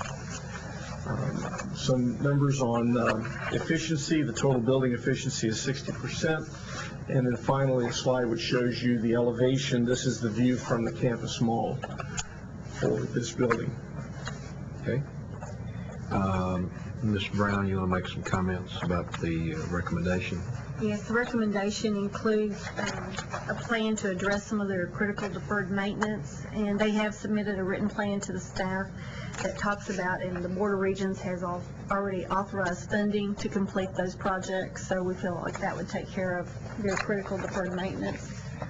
Yeah, these are largely fire safety issues and also replacement of an outdated steam loop. Those projects were approved in November and February by the Board of Regents and placed on the capital improvement plan, and the university is underway in addressing that. Okay, thank you, Mr. Graves. Any comments or questions? This does meet 4 out of 5 of the standards. Actually, the 5th standard on deferred maintenance is an issue. They've obviously made some progress, as you see the comments there, but need to continue to do that. And any approval will be continued upon that issue. What's the pleasure of the committee? Move approval. ConcourselField moves approval. Ms. Neal seconds the motion. Any other comments or questions? That's a motion with the condition as indicated for approval in the project briefing sheet. All in favor of the motion signify by saying aye. Motion, those opposed, same sign. Motion carries. Thank you, Mr. Thank you. Okay, our next item's under 2E, and I ask that this continue to be on this agenda, at least give this committee and ultimately the full board and everyone sort of an update about where we are on the capital funding. If you'll recall, Chairman Shepard and I are chairing a task force, and that task force will be ongoing. We a lot of good hard work from Susan Brown and her staff. We've made some progress. We have always, Mr. Shepard and I have always felt like that this was not something that necessarily was going to happen in this legislative session. This was going to be a long-term process that we would continue to work with the leadership. We have some interest on the Hill in terms of looking at the 3 components. Senator Zaffarini has filed RJ 18, indicated at the bottom, which would implement part of the number 1 recommendation related to HEAF funds, which does give some flexibility. Chairman Shepard and I are in the process of setting up meetings, in fact have some scheduled on March the 21st with some of the leadership as it relates to these 3 components of the fund. It is our intent that as we go through the session and end the session, that these discussions would not stop, but would continue to get their input, and if we need to modify to get where we need to get there. If we're hung up on process, let's don't get hung up on process. There's more than one way to get there. Let's talk about it. It's too important of an issue, in our opinion, and I believe I share the same opinion of the board, that there needs to be a long-term planning process to give these institutions more long-term planning opportunities for these kinds of expenditures of dollars on real estate and improvements. So anybody got any comments or questions on that? Okay. Item 2F is before you. I asked Susan on this particular item. Jeff Trickle is here. Trickle. Okay, I apologize. Jeff's here. And what I would ask in the future when we, and this is not just true of this, I'm not picking on you, Jeff, but when we modify a rule, I would ask that when we redline it, this is, I guess, the lawyer in me, is that I want to see what we're changing and what it was. I understand, for instance, on item number 2, that 40 points was, now that I look at it, I have to go back and look at another piece of paper. It's 25, so in the future, let's be sure that we're redlining these so we can see what the modifications were.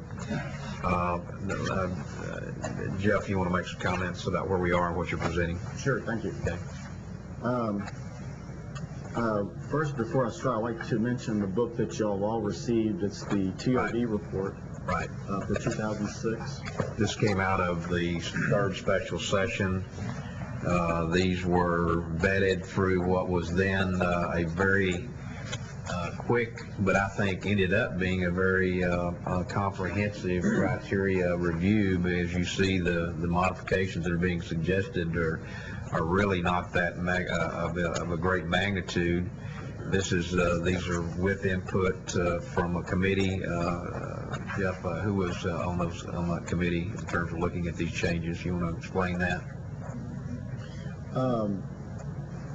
You're talking about the participants in terms of coming up with these changes, where these recommendations came from? Yes, what we did is, once all this was, we sent out a survey to the institutions for their comments.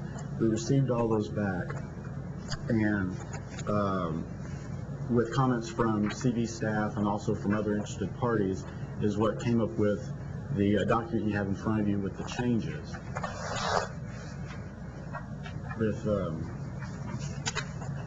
And that's what we need to talk about today. Okay. And we have sent that draft out, as this with all the institutions, to the institutions, this draft, and we will be getting comments back from them, and that's why it's also on the board agenda to discuss it at the same time. Okay. We've also had, obviously, the input of Senate and House staff have had some input on this as well. So, and particularly Senator Zaffarini staff and Senator Zaffarini. Okay. Any other comments? These are not reflected in this report. That's good. Well, right. This is based on the criteria that's at the end of the report is the criteria that was used last time in special session 3 to ultimately make recommendations to the legislature on what ultimately got approved. What's before you, it would be modifications of those of that criteria. It might be worth mentioning as well as the criteria used in the booklet were new criteria that were developed. Correct. And much more extensive than in previous sessions. Yeah. In fact, extremely much more comprehensive than in the previous evaluation. So, in fact, we've had a number of compliments from the senators and House members about the criteria, and I think that's one reason that a significant high percentage of the recommendations that were vetted through that criteria ultimately got approved. We did raise the importance attached to achieving closing the gaps goals, and that came specifically out of some concerns expressed by board members, particularly Elaine Minosa. My question was simply, since we are doing that with these recommendations here, is that going to change the number of points needed to be classified as highly recommended versus lesser priority?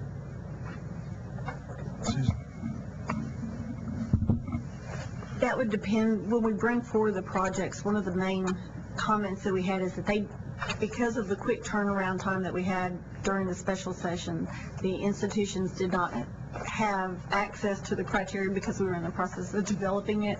So we're trying to vet the criteria and get something established before we have additional TRBs to review. And will it change the points? It probably, I haven't gone back and reviewed the old projects under this criteria yet. And what we will probably do is do a sample of them. It shifted, in looking at it, what I've looked at, it shifted some emphasis, and it added some emphasis in some areas that weren't there.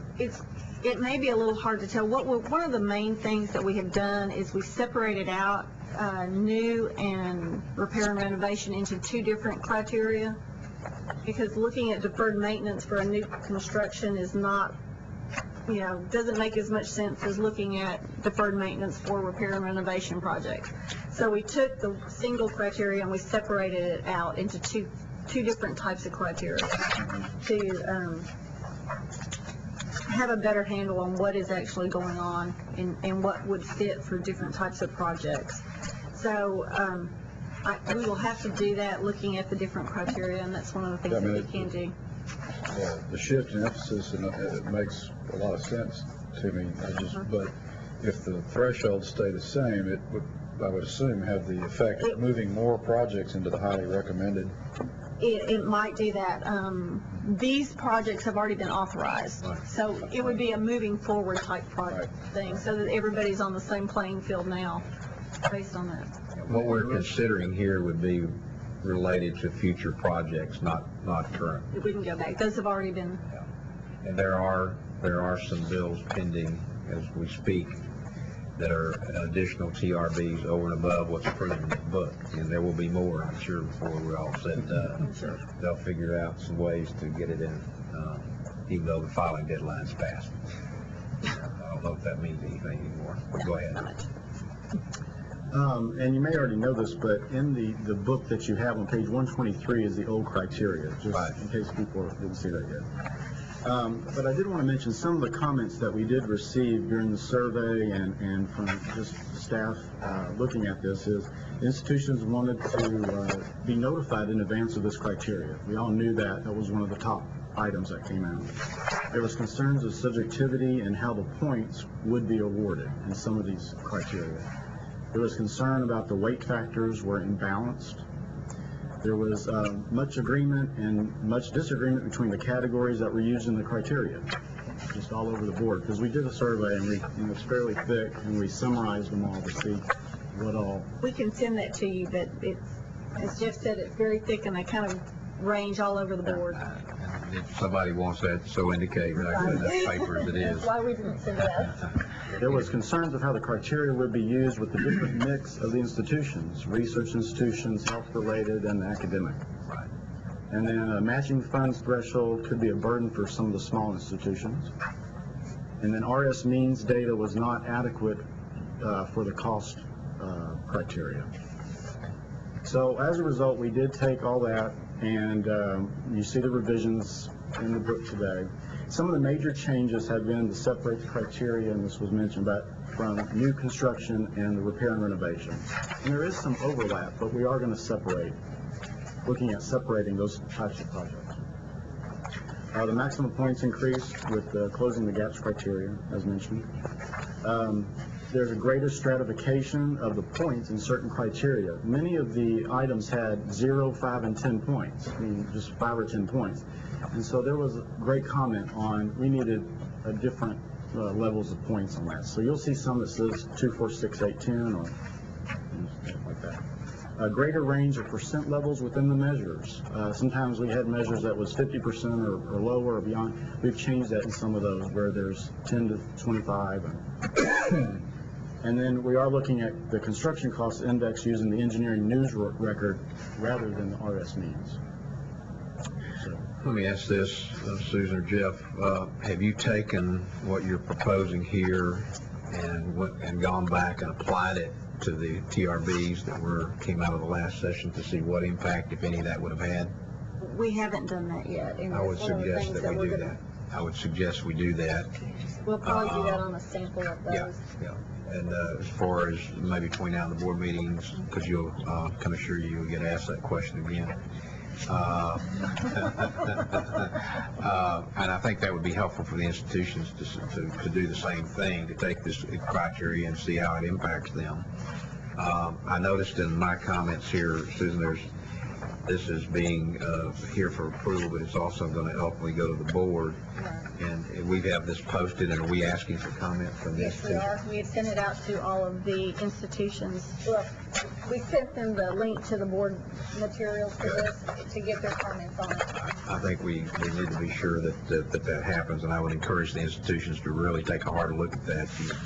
A number of your comments have obviously been incorporated into these changes. And I would also ask that between now and the board meeting that we revise what's on the website and what's going to go to the board to show the actual changes in terms of what it was versus what it is now. Okay. Okay, so we can see that in one document. Okay. Other comments? This is, let me go back to Jeff's comments about the comments from the institution is that having this in advance, we were all thrown into a somewhat of a different situation coming in during the last session and coming out of the last session. A great deal of speculation whether there was even going to be TRBs approved at all. And we were already in the process as a staff of reevaluating that criteria and realizing that we needed to be much more comprehensive about how we were evaluating these projects and providing input to the legislature on those projects. And so we somewhat got caught off guard, but we really didn't in a way, but it did get put together where there, in terms of the time frame that we ultimately approved that criteria and the institutions were having to vet it against their projects, there just was no time period to be able, and I think most of the institutions understood what we were having to deal with. Obviously, that's not the case here, and we hopefully in the future will have a set of criteria that's rational and has some rational basis to it that really can provide not only meaningful input for the legislature, but for the institutions to understand what are the benchmarks, what are we shooting for on these projects. So I think that's going to be very helpful. Any other comments, questions? Chair will entertain a motion to... No, it's a discussion. It is a discussion on it? Okay. I apologize. I'm not reading my notes. You may be, and I may have just done it wrong. It'll be the first time. Item 3. Okay. We have the next item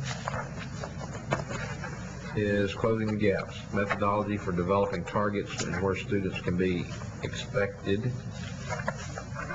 This is just a discussion item again. We have started looking in, part of it has to do with U of H, part of it has to do with closing the gaps target. And right now we have institutional targets which say where the institutions think their students, it doesn't say where those students are coming from. So Janet has been working on looking at where the students are coming from and what 5.7% of the population actually means when you look at it at the most, the group of students that are most likely to be attending college, and what does that mean versus the 5.7% of the total population. So we just wanted to fill you in a little bit on where we're headed on that. Okay. Get your input. Janet Benke. Okay. Thank you. This is just the beginning of what's going to be, I think, a really interesting and important and long-range process that we'll be talking about for a long time, and it's the kind of thing that starts now, but it will keep on going for years to come. So this to let you know what our initial steps are. This point is not particularly sophisticated in the way I'm going to be describing it, but as we move through the process, I think it will become more complex and more diverse in what it does. But as Susan mentioned, if we assume we're going to meet the goals of closing the gaps, we need to figure out where those extra students are coming from and where they'll be attending institutions. The basic things to look at are the region of the residence of the students, so we have an idea of where in the state the prospective students are going to live. Then we also need to think about where they're going to be attending school. They're not always going to be attending in the areas where they live. And finally, take that attendance down to a little finer level and figure out which institutions and what types of institutions the students will be attending. Next slide. This is a slide that you saw at the last board meeting. It's the one that kind of lays out what the difference is. We've looked a lot at the yellow line, which is the participation forecast of what we think institutions will draw in terms of numbers of students, and this is only for public colleges and universities in 2015. Yeah, let me stop you right there. Yeah. Commissioner, in terms of that green line or blue line, obviously the institution targets are not where they need to be related to closing the gaps, and I guess I'd like to know what we're doing about trying to resolve that. Well, we had this conversation in our P&S committee meeting last week. We have this instrument called the Recruitment and Retention Strategy, and we have statutory authority to establish goals and then to find out from the institutions how they're going to reach those goals. We frankly haven't taken that process or that document very seriously. So one of the things we're going to do over the next several months is re-inform institutions about the importance of that recruitment and retention strategy, and make sure that the goals that they indicate in those documents are aligned with actually achieving our targets.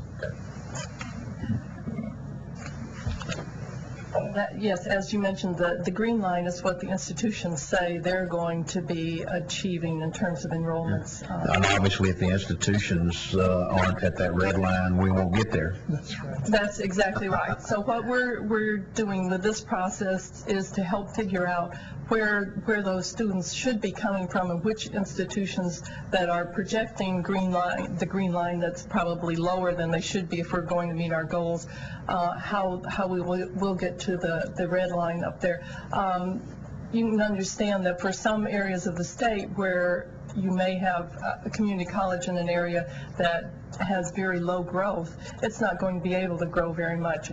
But if you're in a different part of the state where you do have a lot of growth, you're going to be demanded to do more. So this is just to lay out what the basis is. We're going to try to see how to get to the red line.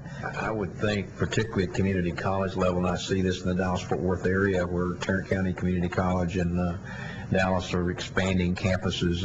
I'm sure some of those targets will certainly change as those campuses come on board. Right. Probably weren't even taken into account when they were originally projected. Yeah, and those we see as part of what's on the green line. What's on the yellow line really probably doesn't include too much of what's going on for establishing new campuses. We always feel as though those things are more related to the closing the gaps, the extra effort, as opposed to just the continuation of what's going on now at an institution. Next slide. This gives question. Sorry, I had a question about the yellow line. Yeah. Wasn't that yellow line based on the new and more conservative demographic forecast that we just saw at our last meeting? Yes, it is. Yes, it is. Mm-hmm. And all these numbers are based on population projections from the Texas State Data Center, and every time they change their projections, everything, it ripples through everything that we do, and that is, the red line is based on the old population projections. The yellow line is based on the newer ones, and actually, what I'm going to be describing to you today is based on a different set. A whole new set. And then related to that, in that same presentation, didn't we see some statistics that were some very low percentages of where kids are 1 year after graduating from high school? It was in the 40% range. Was that measuring was that all Texas institutions, including community colleges? And it included private Texas institutions? 44% because we only have the private institution data for 2002, and we were showing a longer history than that. If you add the private institutions, it goes up to almost 50%, which is still not good. Right. If I might mention, I'm sorry. Go ahead. I just want to mention one more thing in terms of the enrollment forecast, because it's not strictly the population forecast. I mean, that's an integral part, but it takes into account each institution's current enrollment trends. It takes into account detail in terms of the population forecast, where in fact where has each institution been drawing their students, say from a certain county, what percent of the Hispanics in that county are they drawing, what percent of African Americans. So it's much more detailed and really takes into account, for example, if a school has historically drawn very heavily from one county and primarily Anglos, but that's becoming predominantly Hispanic, and they haven't drawn well, that causes their enrollment forecasts to flatten. So it covers a broad range of things that really reflect the real sense of drawing power of that institution for certain populations. Well, and their recruitment. Exactly. Yes, that's exactly right. I think. Your question, Commissioner, is when we're considering how to use the uniform recruitment and retention, whether we might look at what it would look like to add it as a fifth standard on these project briefing sheets. Well, that's one of the areas that we're going to take a look at precisely because of the comments last week. All right, Yes. great. Mr. Chairman, and I want to piggyback on what Ms. Phillips said. I would encourage this committee, and I got to go downtown here in just a minute, but I would encourage us when we're looking at these facilities, there's one page in here we don't talk about very much, and it's these profiles of these institutions. And that's what I was looking at pretty intently at today, because, that's showing enrollment growth, that's showing matriculation rates, it's all those issues, and I would really like to find a way for us in this committee where we have that chart's a little difficult to read. What are those pertinent parts that we should be looking at on each of these projects?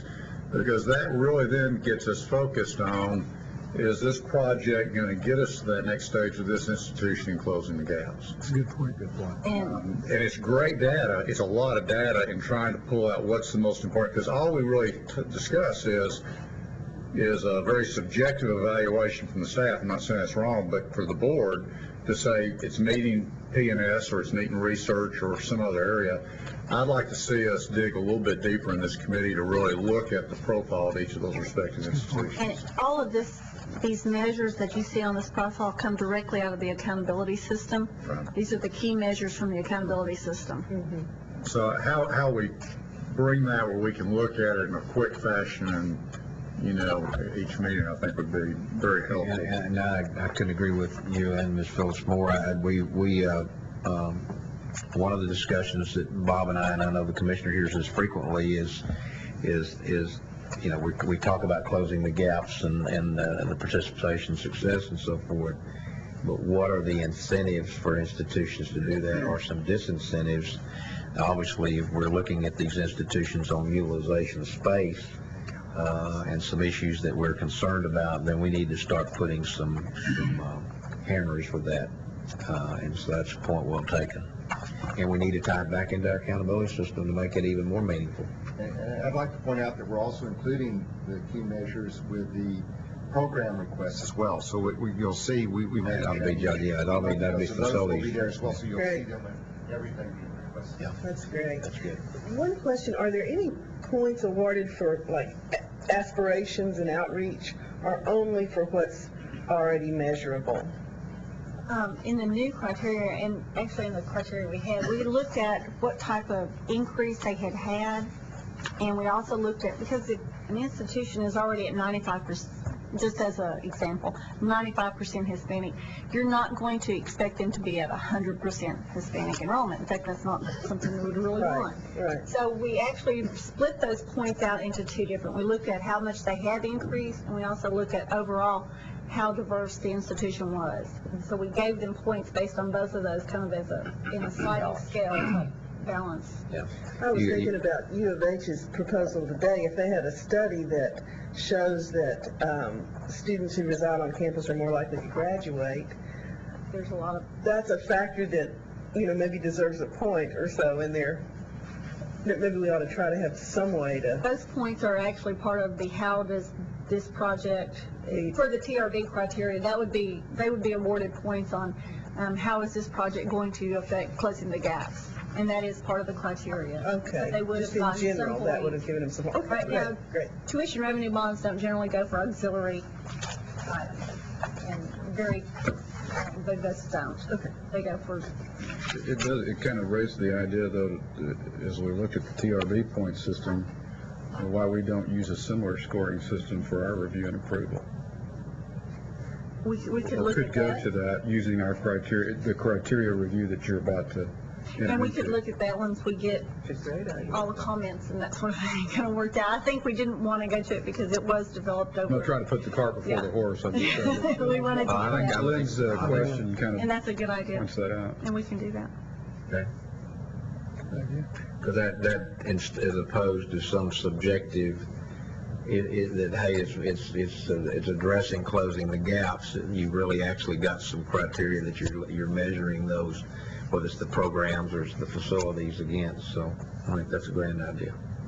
Okay. Okay. Sorry to interrupt. And one reminder too about the yellow line that was on the previous slide.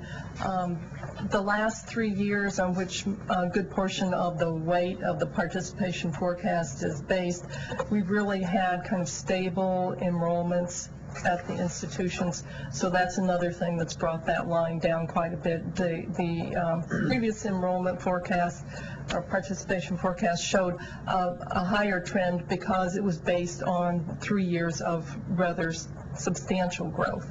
So, okay, next slide. This is to give you an idea of that 2015 goal, how it breaks out by ethnicity. You can see the biggest increases in the Hispanic population. And the next slide is the numbers that go with that, just to bring them home. You can see for Hispanics, we want over 600,000 more students compared to about 300,000 right now, so nearly twice as many students by 2015 as we have in 2006. Okay, so there are many ways to look at how you could project where the students are going to be coming from. And these are two relatively simplistic versions of how to do it, so I can kind of step you through the factors that go along with this process and show you how they result in very different kinds of numbers. We'll start with the first one, which is based on uniform rates of attendance across the state, and the second one is based on using the 2006 enrollment pattern. Okay. Both of these scenarios use the closing the gaps goals that we've often talked about. They both focus primarily on public institutions enrollments and the county of residence for the students that are attending now. And they both use this new population projection, which is different than the one that was utilized in the participation forecast. It's the 2000 to 2004 migration scenario. We've made that change. It's a little higher rate of increase in population than in the population forecast that we used for the participation forecast. It's based on a recommendation that we got from the Texas State Data Center, so we're going to use this little more ambitious population. Okay, and so for the first scenario where we use a uniform statewide participation, rather than looking at all of the population in an ethnic group of the state, which is how the 5.7% closing the gaps goal is established, we're going to look instead at that portion of the population that is most likely to be going to college, that's in the college attendance age group. You wouldn't expect students who are in middle grades to be in the college, going to college, so we're concentrating on the ones that would most likely be there. And so it assumes equal proportions to the population of the 18 to 35-year-olds in the state. And it's all done on ethnicity, so each of the ethnic groups are going to have slightly different rates. If you'll go to the next slide, please. This is just to show you how for two different regions of the state, this is Region 5 and Region 10, they have different proportions of their populations that are in the 18 to 35-year-old age group. Next slide. Yes. Do you already know that there's equal participation in higher education among the regions? Or we just... There is not, and this is just assuming that there were, in the same way that we started with a 5.7% population for each of the ethnic groups across the state. We're using that same kind of methodology and applying it across the state, as if everybody from each region went uniformly. But we know that's okay. Yeah, and that's going to be scenario 2, which I'll show you in just a moment. So now I'm going to, for this first line, this is the 2015 goals from closing the gaps for each of those ethnic groups. And this is the population in the 18 to 35-year-old age range for each of those ethnic groups. So if you divide the top number by the second number, you find that for whites, 21.8% of the students in this population age group would have to attend if we're going to meet the Closing the Gaps goals. That's because there are fewer whites students in or fewer whites in the 18 to 35-year-old age group. We tend to be an older population for whites. And the opposite is true for Hispanics and for African Americans. Okay, and we're going to be using that same line, this same information you'll see on several more slides. Okay, and so now we're going to take those numbers that we just saw there and apply it to each region's 18 to 35-year-old age students. So here you see that same line that we had before. This is for Region 6, which is the Gulf Coast. That shows what, for each ethnic group, what their population is forecast to be in 2015. And then the bottom line is how many students then would we expect from the Gulf Coast region in each of those ethnicities if we assume that we have uniform attendance throughout the state. Next slide. And so this is then, this line is the bottom line you saw in the previous table. It shows for the three regions, which are the ones that have the most controversial, let's call it, population groups, how they are expected to attend if we use this methodology. And so you'll see that the Metroplex, you would have quite a large number of white students, and that the Hispanic students would be largest coming from the Valley, but the Gulf Coast region would have a substantial amount, and so would the Metroplex. Okay, next slide. Okay, so the second scenario, where rather than looking on spreading them equally across the state, the enrollments, we're going to concentrate on the 2006 participation rates of the students in the state. And so if it assumes that if now we have some areas of the state in which students are attending at higher levels than in other areas, that higher attendance pattern will be reflected in these numbers. So we calculate each region's percentage of the 2006 participation by ethnicity, and then apply those to the goals that we have for 2015 that we've already seen. Okay, so here you come with a similar type of slide, but different results. So you can see that of the statewide white enrollments in 2006, nearly 30% of them are coming from the Metroplex. Conversely, of the Hispanic enrollments, you can see that 44% of all Hispanic enrollments at public institutions in 2006 were from students who were in the Valley, South Texas area. Okay, and if you apply those percentages that we saw on the previous chart to each of these ethnic categories, you come up with this range of attendance patterns.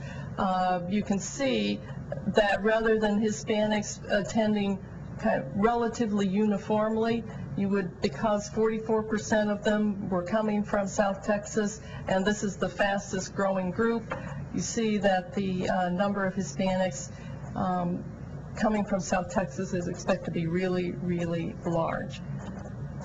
Okay, next slide. So this is the difference of these two scenarios, and neither of these will probably be the scenario we go with for determining the expected 2015 enrollment by region, but it's just to show you that by making different assumptions, you come up with very different results. You can see particularly for Region 8, because of the really high proportion of Hispanics that they have, they would, under scenario 2, have a much higher total attendance in the Valley, in the South Texas region, than you would under scenario 1, where you spread it out based on 18 to 35-year-olds in the state. And the other region that would have the opposite effect would be the Metroplex, where you see a larger proportion of the population in the 18 to 35-year-old age group coming from the Metroplex relative to the number that are enrolled. And this shows you percentage differences for those two different scenarios. Next slide. And next slide, please. And I thought maybe you'd be interested in this. If you take the public higher education enrollments for 2006 and compare it as a percent of the 18 to 35-year-old age group for 2006, you can see by ethnicity, you can see that we have different types of attendance patterns. In South Texas and in the Gulf Coast, nearly a quarter of the people in the 18 to 35-year-old age group are in higher education. Metroplex is lower, even for whites. And for Hispanics, you can see that Hispanics in the Dallas area attend at much lower percentages than they do for Hispanics in South Texas. And of course, others attend in greater percentages everywhere. But that's just additional information for you. Okay. Janet? Yes. I'm assuming, since I've seen nothing contrary, you're grouping 4-year, 2-year, you're grouping all higher ed together. Yes. Would there be any benefit to see if the trends change when you pull out community colleges versus, or do you do that at some point?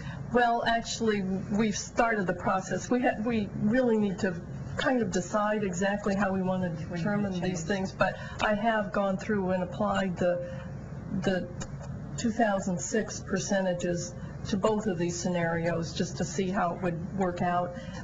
The growth is expected to be in scenario 1, which is spread uniformly, about 50% of, well, I'd say 60% of the growth would be at community colleges. For the second scenario, about 67% of the growth would be at community colleges, if we assume they attend in the same way that they do now, which, you know, is another assumption. What was the second percentage? 67. Yeah, nearly 70%, which is what we've often said we thought we're... First one's by age, second one's by area. Well, they're both, the first one, well, they're both, I don't know how to say that. Even distribution. Even distribution, and the second one is by current attendance patterns. But if I apply current attendance patterns to both of these groups of numbers and say, okay, from one region, so many percent of its students went in region to a university or in region to a community college, and then spread that out over the whole state, the percentages that would be accounted for by community colleges are more substantial than for universities. But I think that's something we've all known online, is the data proves that out. Yeah, because they're growing I just mentioned to the commissioner that if you took the community college system in Tarrant County or Dallas County or Harris County and you put that in South Texas, you would see those numbers grow significantly, because I think it's an accessibility issue with the South Texas, and Commissioner was just talking about the P16 Council. That's one of their main strategies, is to expand that community college presence in South Texas, and I think that's critical if we're going to meet these numbers, particularly when that you see those numbers from Hispanic population coming significantly from South Texas. Next slide. And so this is just, as I said, the very beginning of this process. We're going to create a small working group of institutional researchers so that we can get some buy-in from the institutions as we move along, and their input too, because they do this for each of their institutions all the time. We need to make sure everybody kind of agrees with the assumptions that are being made and the way that the process is being defined. And then we're going to tie the enrollments to the individual institutions and to regions of attendance. And at some point, all of this will really affect services that are needed for higher education and the facilities. So.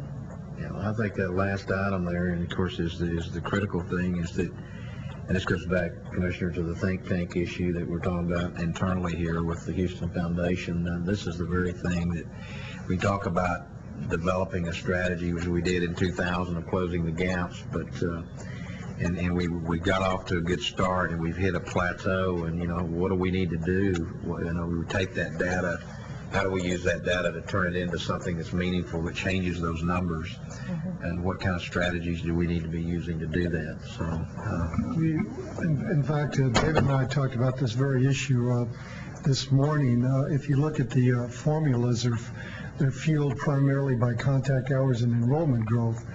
And we said, well, what if you put some incentives in the formula, for example, for those institutions that are close to capacity?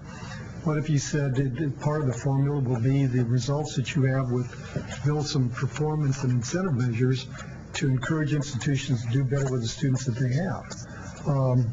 If you increase enrollment by 500 students, but your graduation rates remain the same, that's not as good an outcome if you cap your enrollment, but you increase your graduation rates by 15%. So we need to have a combination of both factors. Actually related to that, you may not have seen, at least not for 2 or 3 weeks, where we've showed the difference in graduation rates, for example, by ethnicity, the difference in persistence by ethnicity. So if you focus strictly on enrolling new students, we'll never get to achieve our goals.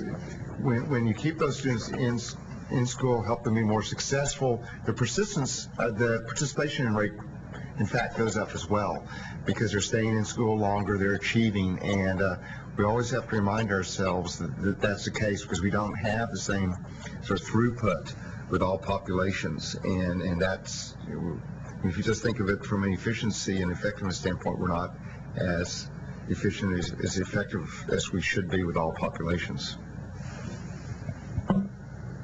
all right, any other comments? Vicki? Is this presentation available on the board website? It will be. Can we get a map with it so we Oh, yeah. Yes, we see how the will. regions are defined? Sure. Yeah. All right, very good. Any other comments? Something colored purple? No, I'm just kidding. Thank you, Janet, and thank you for the work of the group there. I think those are things we've got to be thinking and analyzing. That's why we're here, is to make a difference. So, any other items to come before this committee? If not, I will entertain a motion to adjourn. So moved. Second. Ms. Neal, motion. Ms. Phillips, second. All in favor, say aye. Aye. Motion carried. Thank you for being here, and thank you for your participation. Thank you, Susan, and your staff. Okay.